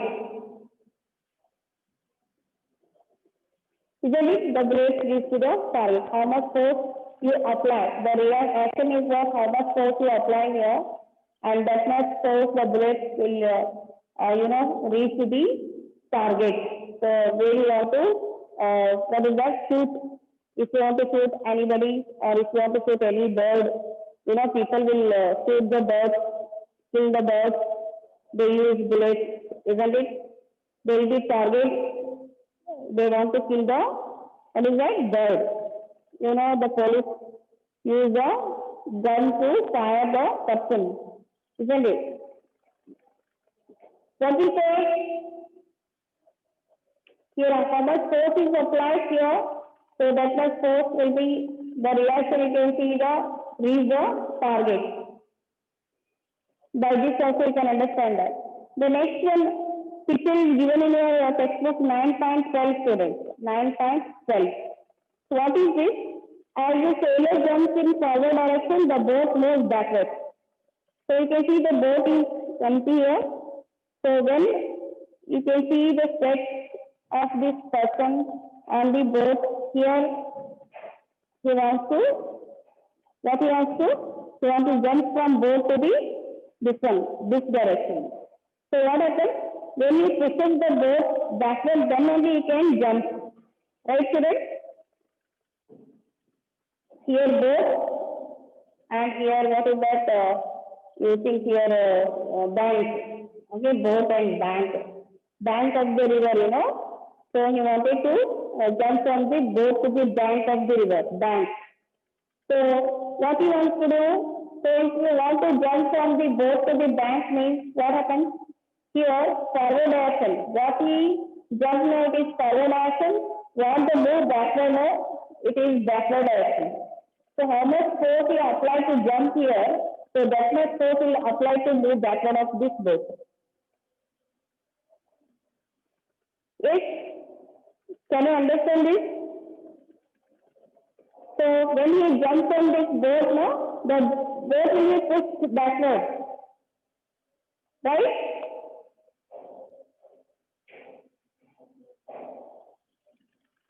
Are you understanding? Yes, ma'am. Okay, the force will be moved. You can see that he is standing the tip of the boat. So when he jumps on that boat, the boat will move backward with the same force. How much force he puts for jumping, no? That much force is applied to move backward of this boat. This is also an example of Newton's law of motion. So another example is that, what is that example is? You can see here, students, what is that 9.4 activity is that. So they are holding the heavy things on their hands, and they have a rollers, downside rollers they have. You can see while moving the bag from one way to another, so one comes to another, so there will be movement. Can you understand this activity, students? There will be movement of your body and the rollers. Can you see the 9.4 activity?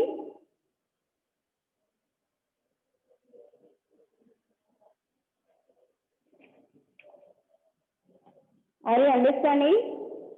Yes, ma'am. Okay. So here you can see this is a heavy bag. He is throwing this bag to that girl. So while throwing that bag, okay, he body will be forward and he will be throwing that bag. So that time you can see the moment of the roll, what they have downside, isn't it? So moment of the roller will be same how much force he apply to throw that back. So when he will be throwing back, his body will be forward, the rollers will be backward. Can you understand this?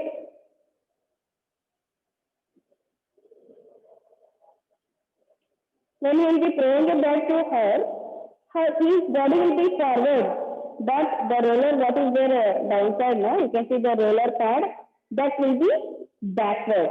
So this is what opposite reaction you can see in this activity. So this is also example of Newton's parallel motion. Have you understood today? Yes, ma'am. I am getting only one student, YVA student.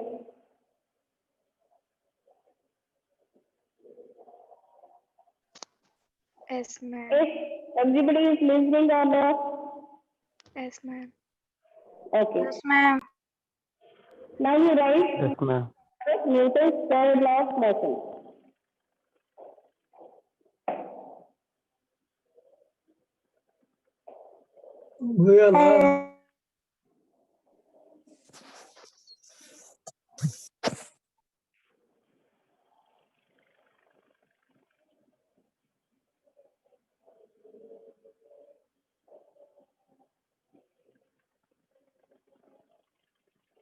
Newton's third law of motion.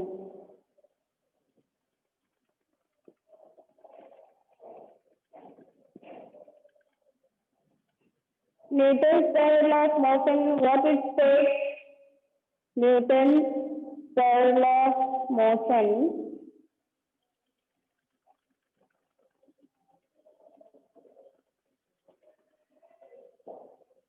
states for every action,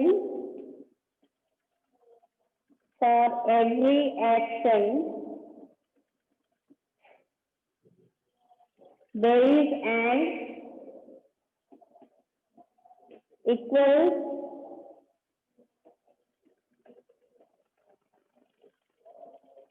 and opposite direction.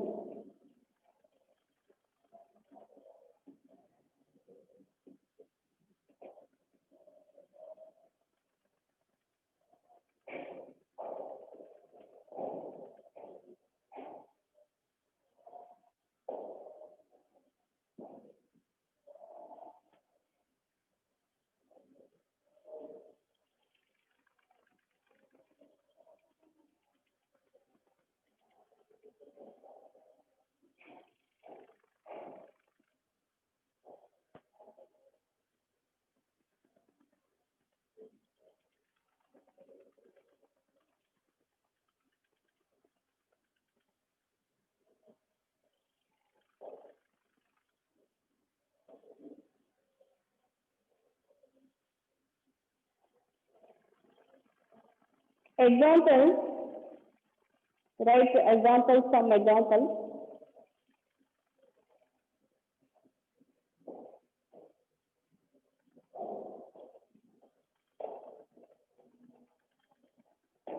The bird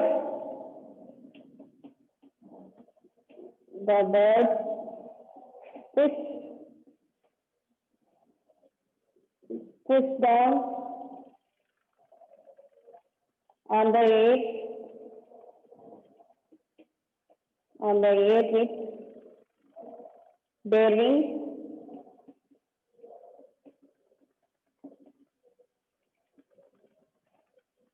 The air pushes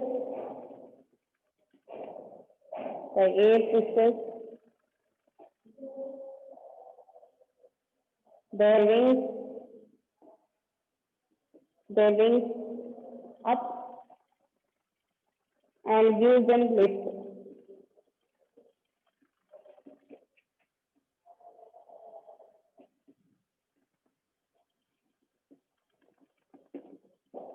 So the birds push down on the air with their wings means it is reaction.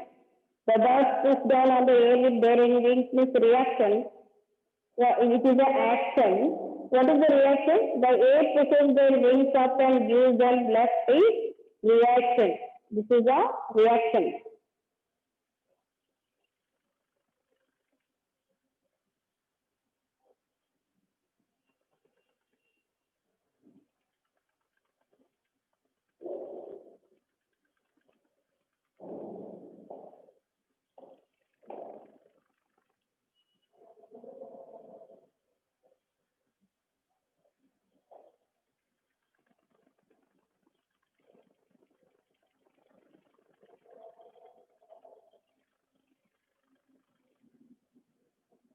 Here, another example you can take that about the fish.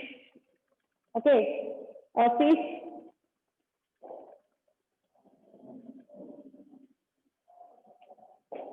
and that's the next example. I will rub it. Have you completed? Yes, ma'am. Yes, ma'am.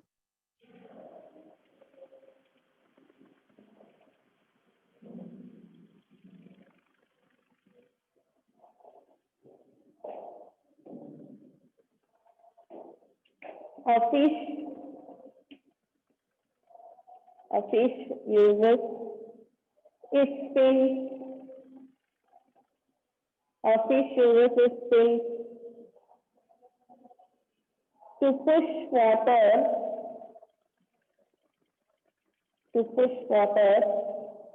backwards.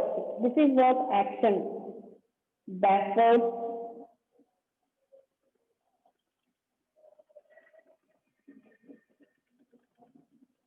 In turn,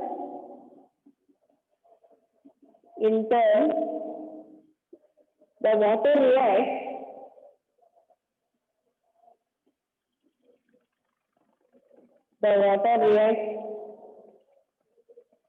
forward. The water reacts forward.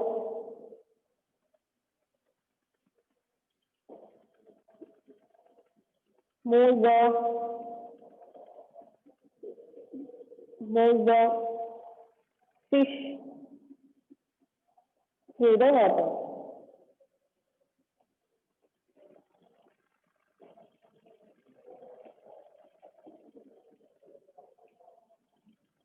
Here, a fish uses its fins to push water backwards. It is action. In turn, what happens? The water reacts forward, moves the fish through the water.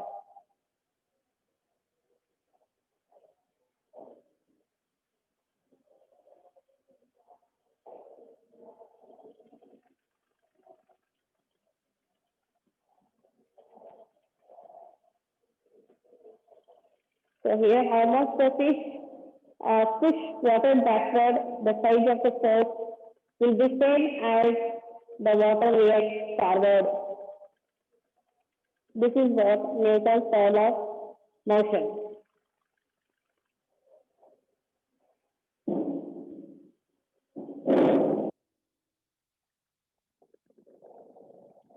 Another example you can take that balloon student. What is that? Balloon.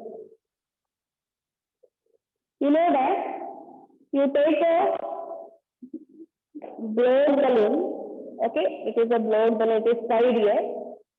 So when just you release the air, means you open this mouth of this balloon, what happens, student?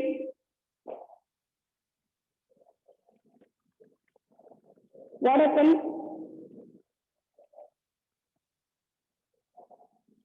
So think that is a balloon. So when you open the mouth of the balloon, what happens?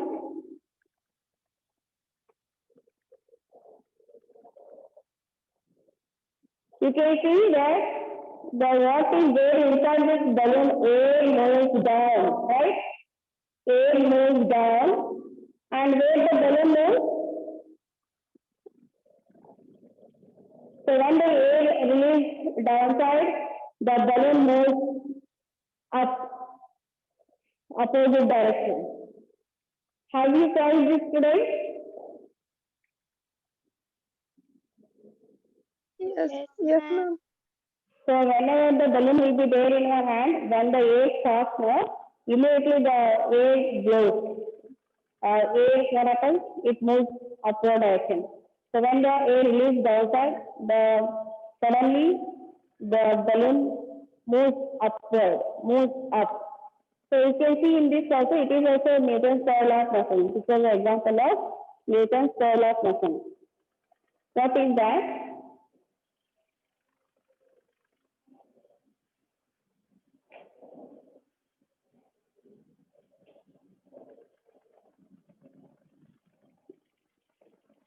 So you just think this is a balloon, filled balloon, you open it. What happens here? Action air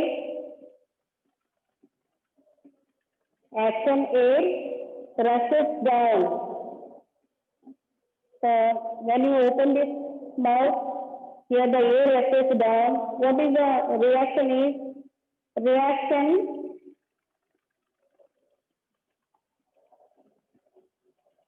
balloon goes up. Balloon goes up. So how much air is rushes from this? What is that? Balloon. The definite force is applied to the move balloon up. So the same force will be applied here.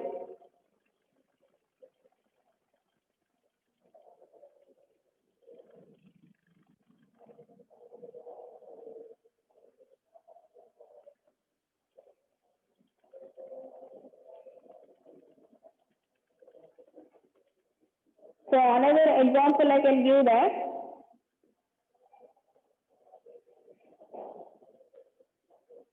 Sailor, what he does, sailor jumps from the boat. What is the action? Jumping is action. The boat moves backwards is reaction. As a sailor,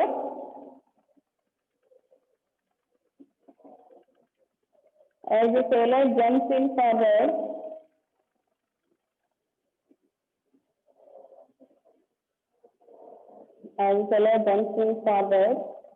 direction.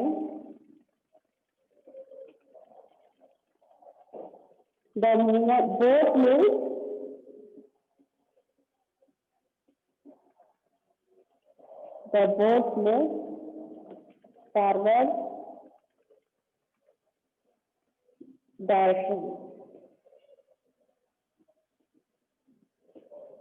This is also an example of third law of motion.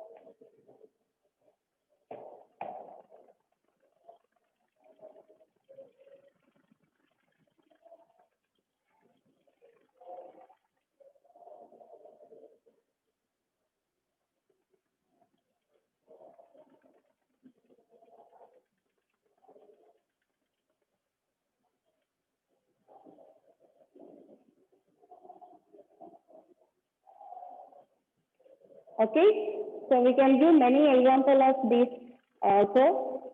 So any examples, like we can give that nail. So when you keep the nails on the wall and when you hit by the hammer also, there will be also action and reaction. Okay, so how much force you apply on the nail to hit by the hammer, You can see the nail also, the position of the nail also changes. Okay, that example. And we use the slider on the road, right? Sliders to walk and run on the road, sliders we use. So that time also you can see that the sliders will be moving forward, and you see that the ground will be moving backward. This also you can see.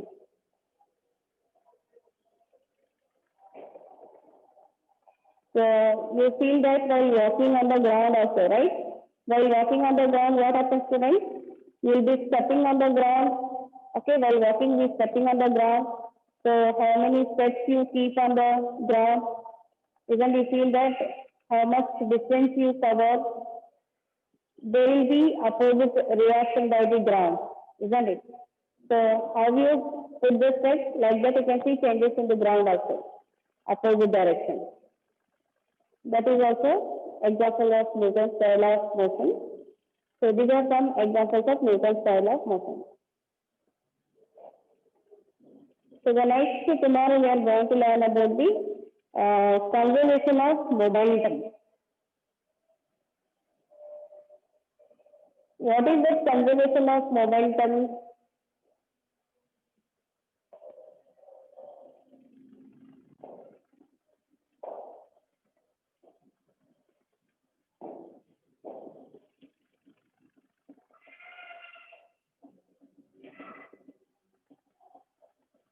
What is momentum, students? What is momentum?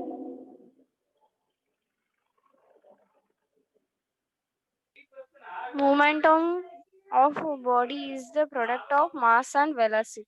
Momentum is a product of mass and velocity. Momentum is a product of mass and velocity. Product of mass and velocity. Here conservation of momentum means, here we will take the two objects, friends, object 1 and object 2, isn't it? So when two objects collision in between, collision means what is that? Collision, we say that when the back is there, isn't it? Collision. So conservation of momentum means when two objects collision in between, okay, the force will be same in both the directions.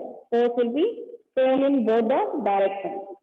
So before collision, after collision. So the force will be same in the before collision. It is same as after collision. We say that after collision.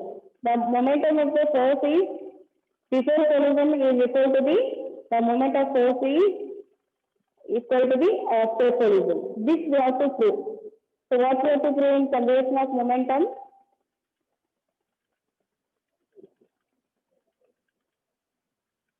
How you?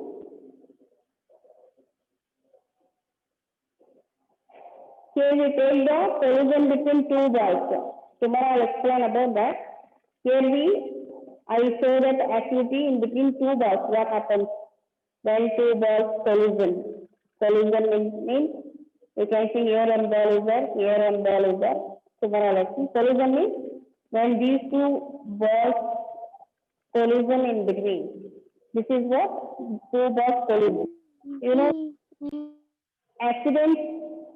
You know, we use the collision word in accidents in between car and bike. Collision between car and bike. Accident, we say no. Collision between car and bike. When an accident happens in between car and bike, we say that collision.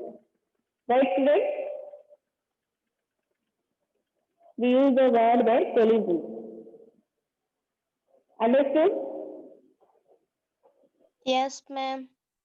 Okay, so here we have to prove that the initial velocity is the conservation of momentum of velocity, initial velocity is equal to the final velocity.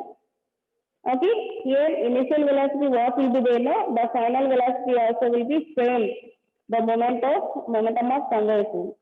This will be isolated system.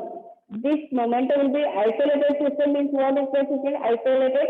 You know, in your home you will be having the watch which is having isolated system.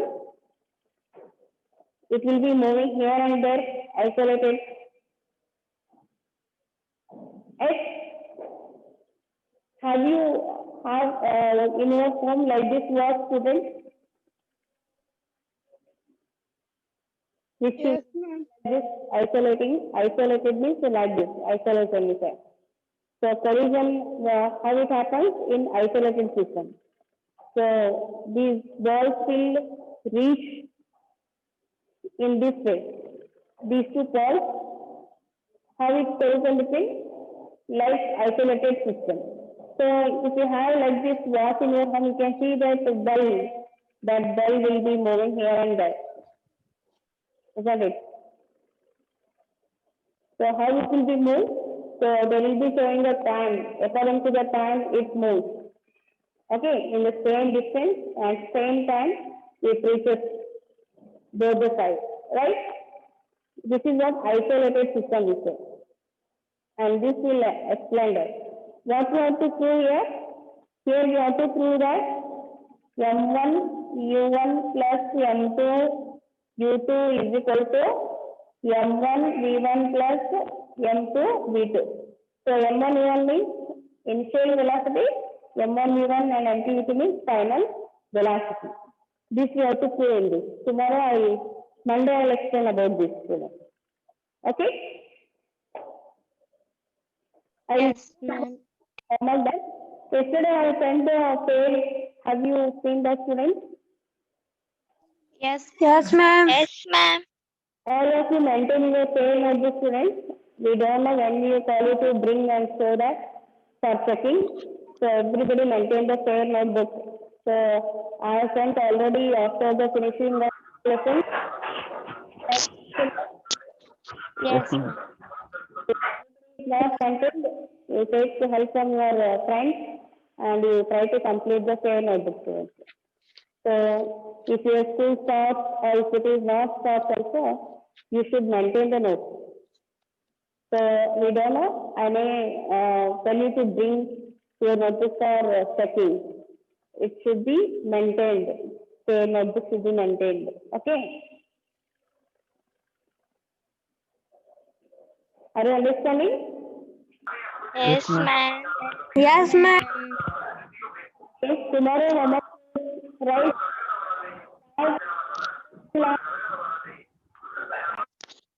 Homework, tomorrow homework, right? Right, Newton's laws of motion with examples. Homework is Ma'am, all three laws, ma'am. yes.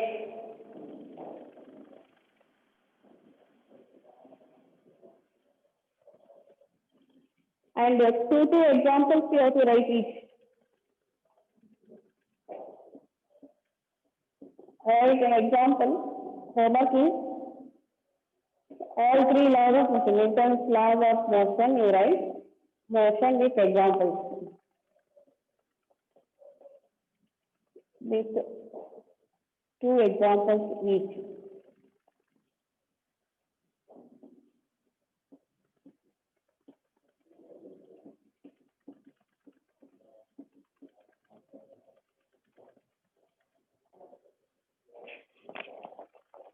Ma'am, Yes, ma'am, you didn't send that motion lesson third question, ma'am. motion. Which question? That page-wise question, ma'am. Previous questions I have sent already and I have solved. Third one, ma'am. Third one, first one, page Yeah. and okay. The only that one I will send.